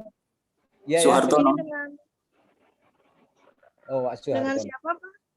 Pak Suhartono. Oh ya, jadi saya ini saja ya. Tadi ada yang belum terjawab tentang perbedaan nafs dengan kolbun, karena kajian tentang psikologi Islam sejauh ini yang saya pahami, ada yang mengatakan bahwa objeknya itu adalah nafs, ada yang katakan itu adalah kolbun. Sedangkan kan kalau nafs itu dikenal dengan nafsu mutmainnah, amarah, lawamah, itu kayak sifatnya emosi atau psikologis. Tetapi kalau kolbun itu Nabi kayak mengisyaratkan bahwa dia bentuknya seperti fisik karena dia mengatakan berupa daging, dan hadisnya jelas bahwa ketika kolbun itu baik maka semuanya akan baik. Jadi kira-kira objek kajian sesungguhnya psikologi Islam itu yang valid itu apakah di nafs ataupun kolbun? Begitu, Ustaz. Baik. Pertama kita harus kembali kepada paradigma tadi ya. Jadi dalam Islam itu tidak ada pemisahan yang parsial, ya. Tidak ada pemisahan yang distinct gitu ya. Jadi nafs dan qalb itu bukan dua hal yang terpisah, bahkan akal itu sendiri juga bukan yang terpisah. Jadi kalau ada pemikiran psikologi Islam tapi memisah-misahkan itu, saya kira itu belum tepat ya. Kalau kita baca Imam Al-Ghazali ya, kalau beliau menjelaskan tentang qalb itu di dalamnya ada nafs ya. Jadi nafs itu sesuatu yang ada di dalam qalb ini. Gitu. Jadi kita harus kembalikan ke Quran makanya. Ya tidak bisa kita mereka-reka sendiri tanpa merujuk Quran. Jadi kalau kita bicara di Quran ya, antara qalb dan nafs itu saling terkait, dan ini perlu kajian lebih dalam. Saya sendiri saat ini baru sedikit ya belajar tentang nafs dan sudah mulai apa istilahnya itu sedikit juga belajar tentang qalb ya. Yang di Quran itu pada awal-awalnya itu bicara qalb itu adalah tentang penyakit hati ya, orang-orang munafik itu dalam hatinya ada penyakit ya gitu ya. Itu qalb yang pertama muncul di dalam Quran. Tapi kemudian ada qalb yang berbolak-balik ya, muqallibal qulub ya, kemudian ada qalbus salim ya, dan seterusnya. Jadi ini bukan entiti yang terpisah. Manusia itu makhluk multidimensional seperti berlian ya. Sisinya banyak, tapi itu satu. Termasuk juga konsep tentang syukur dan sabar itu bukan dua hal yang terpisah. Orang tidak bisa sabar kalau dia tidak bersyukur. Orang tidak bisa bersyukur kalau dia tidak sabar. Jadi nggak ada istilahnya sabar itu hanya kalau dapat musibah, syukur kalau dapat anugerah, itu nggak bisa. Dua-duanya harus sabar dan sekaligus syukur. Sekaligus iman, sekaligus Islam, sekaligus takwa. Itu tidak bisa dipisahkan. Qalb, nafs, akal itu satu di dalam tiga dimensi dalam satu entity yang ada di dalam dada kita ya, sudur ada di dalam dada kita itu ada qalb, ada nafs, ada akal ya. Jadi itu dinamis sekali. Akal itu dalam Quran itu tidak pernah disampaikan dalam kata benda ya, dia selalu dalam kata kerja aktif atau present continuous ya. Artinya apa? Akal itu adalah fungsi dari nafs dan qalb itu. Gitu. Jadi kita harus melihatnya berbeda. Kita jangan menggunakan perspektif parsialisme ya dalam memahami Islam atau psikologi Islam ya atau manusia ini, karena kita itu integrated whole ya, one integrated whole ya. Jadi ada dimensinya itu tapi satu. Gitu. Jadi ini memang kalau kita masih menggunakan paradigma yang reduksionistik dan parsialistik, agak susah memahami ini. Maka kita betul-betul harus mengubah paradigma itu. Itu Pak. Ya, jadi nggak bisa dibilang yang mana. Jadi qalb, nafs, akal itu berkecamuk dalam dada kita. Ya. Nah, otak itu beda lagi. Otak itu hanya semacam kawat TV aja. Ya mungkin apalah metafornya untuk memancarkan itu. Tapi gejolaknya itu ada di dalam dada. Ya. Otak itu hanya alat untuk memancarkan atau alat kontrol lah atau remote control apalah yang nanti bisa kita jelaskan lebih jauh. Ya, jadi tidak ada gunanya kita memperdebatkan antara qalb, nafs, akal ya dan sebagainya. Sedangkan nafsul mutmainah, nafsul lawamah itu kan kondisi ya. Jadi termasuk juga orang yang fujur, orang yang bertakwa atau itu nafs yang fujur, nafs yang takwa itu kondisi ya. Jadi bukan jenis nafsu, bukan. Itu adalah pemahaman yang keliru ketika kita mengklasifikasikan nafsu itu ada yang lawamah, bukan. Orang yang nafsu, Nabi Yusuf itu nafsu amarah itu kan ada di surat Yusuf dan beliau bicara tentang dirinya. Tetapi Nabi Yusuf itu bukan nafsu amarah, bukan. Nabi Yusuf cuma bicara nafsunya itu supaya jangan amarah gitu. Jadilah mutmainah gitu. Jadi mutmainah dan amarah dan lawamah itu sifat, bukan benda ya. Gitu. Jadi jangan bahkan hawa nafsu dengan nafsu itu sendiri beda. Hawa itu sendiri beda ya. Surat An-Naziat ayat 29 kalau nggak salah. Saya lupa, nanti dicek surat An-Naziat itu. Jadi orang yang masuk surga adalah orang yang takut kepada Allah dan menahan nafsunya dari hawa. Jadi hawa nafsu itu dua hal yang berbeda. Tapi kadang-kadang kita mencampur adukan dan bahkan kita menyingkatnya menjadi nafsu. Nah, ini kan salah kaprah ya. Makanya kita harus belajar dari Quran, belajar hakikat, belajar etimologi, belajar linguistik dan sebagainya untuk bisa memahami hakikatnya. Jangan sampai salah kaprah dan sebagainya. Jelas ya. Apalagi kita bahasa Indonesia itu yang namanya hati itu bukan jantung. Hati itu lever. Nah, itu tambah kacau lagi. Padahal dalam bahasa Jawa yang namanya ati itu ya jantung gitu. Jadi ini masalah bahasa ini harus kita selesaikan juga, harus kita clarify juga, jangan dicampur adukkan. Gitu.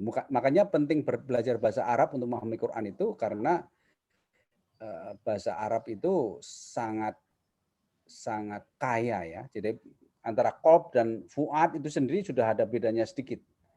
Iya kan, itu sama-sama hati kalau dalam bahasa Indonesianya. Oke, jadi saya kira ini membutuhkan kajian yang lebih mendalam. Kita tidak bisa memutuskan ya tentang hal ini. Hanya dengan melihat perbedaan kata saja. Baik, terima kasih Ustadz atas pencerahan tentang reduksionistik dengan parsialisme itu. Terima kasih Ustadz. Ya. Assalamualaikum. Ya, Waalaikumsalam. Baik, terima kasih Pak Bagus atas jawabannya. Ini saya izin untuk mempersilahkan karena dari tadi ini ada yang raise hand. Ya boleh. Belum duhur kok, belum duhur. Ya. Baik Pak, mungkin dari Ibu Baik Alda Sofia, apakah Ibu masih ada di room Zoom, Ibu?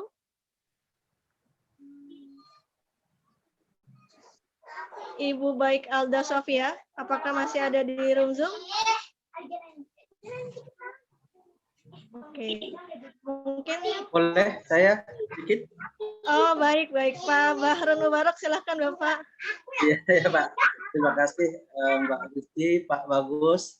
Saya mungkin tadi menanggapi pertanyaan sebelumnya aja Pak yang mempermasalahkan masalah qalb, bahwa qalb itu adalah fisik gitu kan. Dalam salah satu gaya bahasa Arab itu ada istilah gini Pak. Itlaqu syai' wa iradatu ma fihi. Jadi menyebutkan sesuatu padahal yang dimaksud apa yang ada di dalamnya. Jadi menyebutkan hati, fisik, padahal yang dimaksud adalah apa yang terkandung di dalamnya. Seperti menyebutkan sudur, dada yang luar, padahal yang dimaksud adalah apa yang ada di dalamnya. Jadi majas mursal itu kalau dalam ilmu bayan itu Pak. Terima kasih, itu saja mungkin. Terima kasih sekali atas pencerahannya. Ini saya memang sedang belajar bahasa Arab juga Pak. Jadi terima kasih atas pencerahannya. Itu saja Pak. Iya, matur nuwun. Terima kasih. Baik, terima kasih Pak Bahrul Mubarak yang sudah menambahkan seperti itu dan mungkin saya ini karena masih raise hand Bu Baik Alda, Sofia apakah masih ada?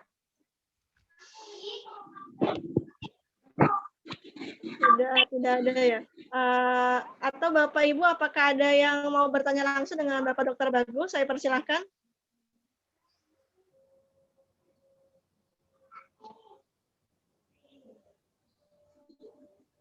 Apakah ada Bapak Ibu? Halo, halo. Ya, Ibu Bapak. Rizky boleh izin karena kayaknya ada waktu nih dikasih dan tidak ada yang bertanya. Boleh izin saya bertanya. Cuman saya nggak bisa buka kamera. Saya mohon izin karena saya sedang mendampingi orang sakit. Baik, Bapak. Silakan Bapak Andi Lutfi. Baik, Pak Bagus. Alhamdulillah tadi Bapak sudah sampaikan jawaban dari pertanyaan saya, Pak. Saya kan bukan psikolog, Pak. Jadi cuman saya kagum dengan psikologi, Pak. Yes, kalau saya boleh waktu diulang, sebenarnya dulu saya ingin masuk psikologi, Pak. Bisa belajar lagi. Iya, bisa belajar lagi, Pak. Pak, cuman terkait dengan fitrah, pertanyaan saya tentang fitrah tadi, Pak. Saya kebetulan ada lihat ya suatu kata-kata yang sangat bagus dari Carl Gustav Jung ya, Carl Gustav Jung ya, Pak ya. I don't believe in God, but I know Him. Dia bilang begitu, Pak. I don't believe in God. I do not need to believe in God, but I know Him. Nah, itu kalau ini saya aja sebagai orang awam, Pak ya, kayaknya si Jijang ini ketemu fitrahnya deh gitu. Nah, ini kira-kira dalam paradigma psikologi tadi itu gimana gitu kira-kira, Pak? Baik, jadi Jung itu pada awalnya adalah seorang yang religius, ya. Dia itu religius. Nah, kita harus melihat konteks budaya juga. Makanya ini perlu muhid ya, perlu komprehensif memahami ya. Jung itu hidup di Jerman ya, dan itu agama di sana itu secara singkat kita harus memperhatikan, harus mempertimbangkan ya konteks atau lingkungan sosial. Carl Gustav Jung ini ya, yang tadinya dia seorang yang religius, tetapi dia berubah menjadi I don't believe in God, tapi dia tetap mengenal Tuhan itu. Jadi ini gimana sih dinamika psikologisnya gitu ya.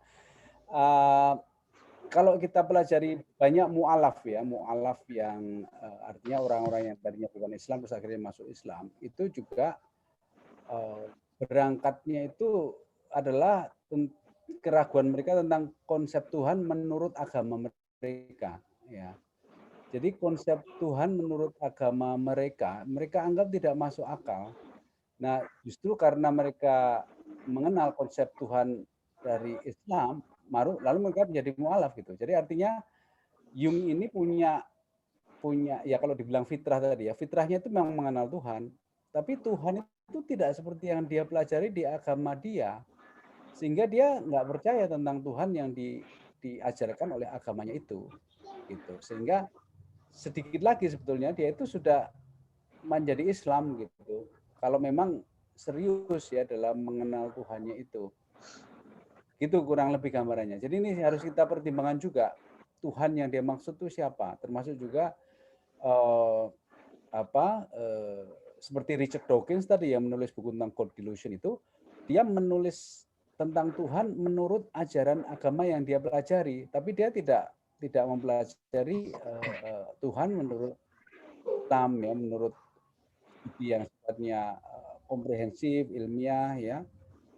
Bagaimana Tuhan yang sesungguhnya itu dari sifat-sifatnya, bagaimana Tuhan itu menurunkan alam ini untuk.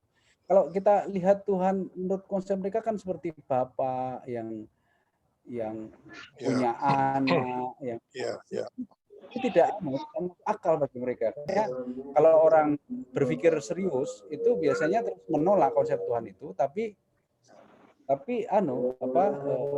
tahu hatinya itu tahu tentang Tuhan yang seharusnya termasuk Stephen Hawking ya, ahli fisika itu, ketika ditanya tentang Tuhan, dia bukan langsung bilang, oh saya percaya pada Tuhan, enggak, tapi dia bilangnya begini, kalau Tuhan itu adalah yang menciptakan alam semesta ini, yang mengatur semua benda langit dan membuatnya jadi tertib, saya percaya Tuhan gitu. Tapi Tuhan yang dia pelajari tidak seperti itu.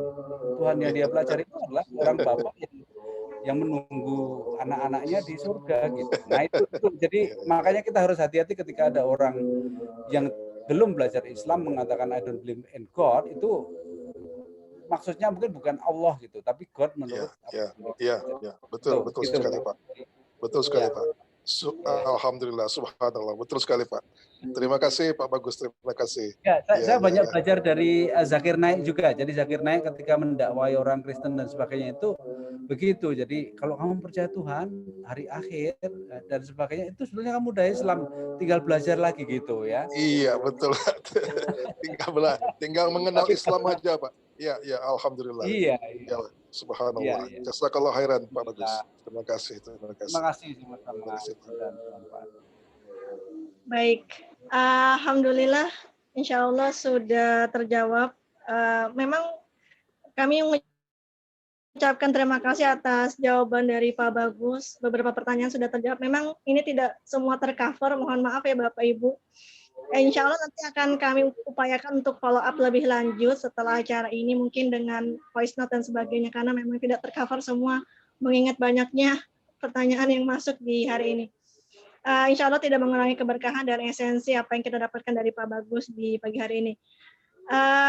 Karena waktu juga sudah zuhur di khususnya di daerah Pak Bagus, tapi kami mengucapkan yang terima kasih yang sebesar-besarnya Pak Bagus atas kesediaan Pak Bagus di hari ini memberikan materi kepada kami semua, atas pencerahannya. Insya Allah mudah-mudahan mendapatkan berkahan kepada Pak Bagus dan keluarga.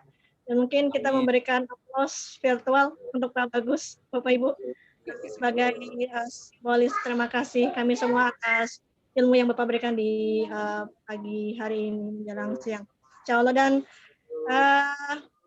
kami mengingatkan kembali, mungkin di room Zoom, di room chatnya ada untuk link presensi, jangan lupa diisi Bapak Ibu untuk pendataan dan sebagainya. Dan mohon maaf atas kurang lebihnya, terutama mungkin Bapak Ibu yang belum tercover untuk jawaban di hari ini. Insya Allah di lain kesempatan akan kami follow up lebih lanjut. Mungkin demikian. Saya selaku moderator mohon maaf yang sebesarnya apabila banyak kesalahan yang terjadi di baik yang sengaja maupun tidak sengaja pada pagi hari ini. Mungkin dari Ibu Anissa Miranti, apakah ada yang mau disampaikan Ibu? Tidak ada, monggo Mbak. Baik, alhamdulillah kami ucapkan untuk kehadiran Pak Bagus sebagai narasumber, kepada para panitia ISIP Indonesia, dan juga kepada para hadirin yang alhamdulillah sampai siang hari ini 79 orang masih standby mendengarkan pencerahan yang diberikan oleh Pak Bagus. Jazakumullah khairan katsira, barakallahu fiikum. Mungkin saya tutup pertemuan di hari ini dengan alhamdulillahirabbil alamin, doa kafaratul majlis, subhanakallahumma wa bihamdik, asyhadu an la ilaha illa anta astaghfiruka wa atubu ilaik. Wassalamualaikum warahmatullahi wabarakatuh. Sampai ketemu di acara berikutnya Bapak Ibu sekalian. Terima kasih Pak Bagus. Terima kasih Pak. Terima kasih. Barakallah Pak. Masya Allah, terima kasih Pak Bagus. Bapak Ibu semua yang belum sangat bermanfaat. presensi, nanti untuk pengiriman silahkan bagi yang belum. Kemudian untuk materi nanti akan saya koordinasikan lagi dengan Pak Bagus. Jadi mohon ditunggu informasinya. Begitu. Baik, mungkin langsung saja.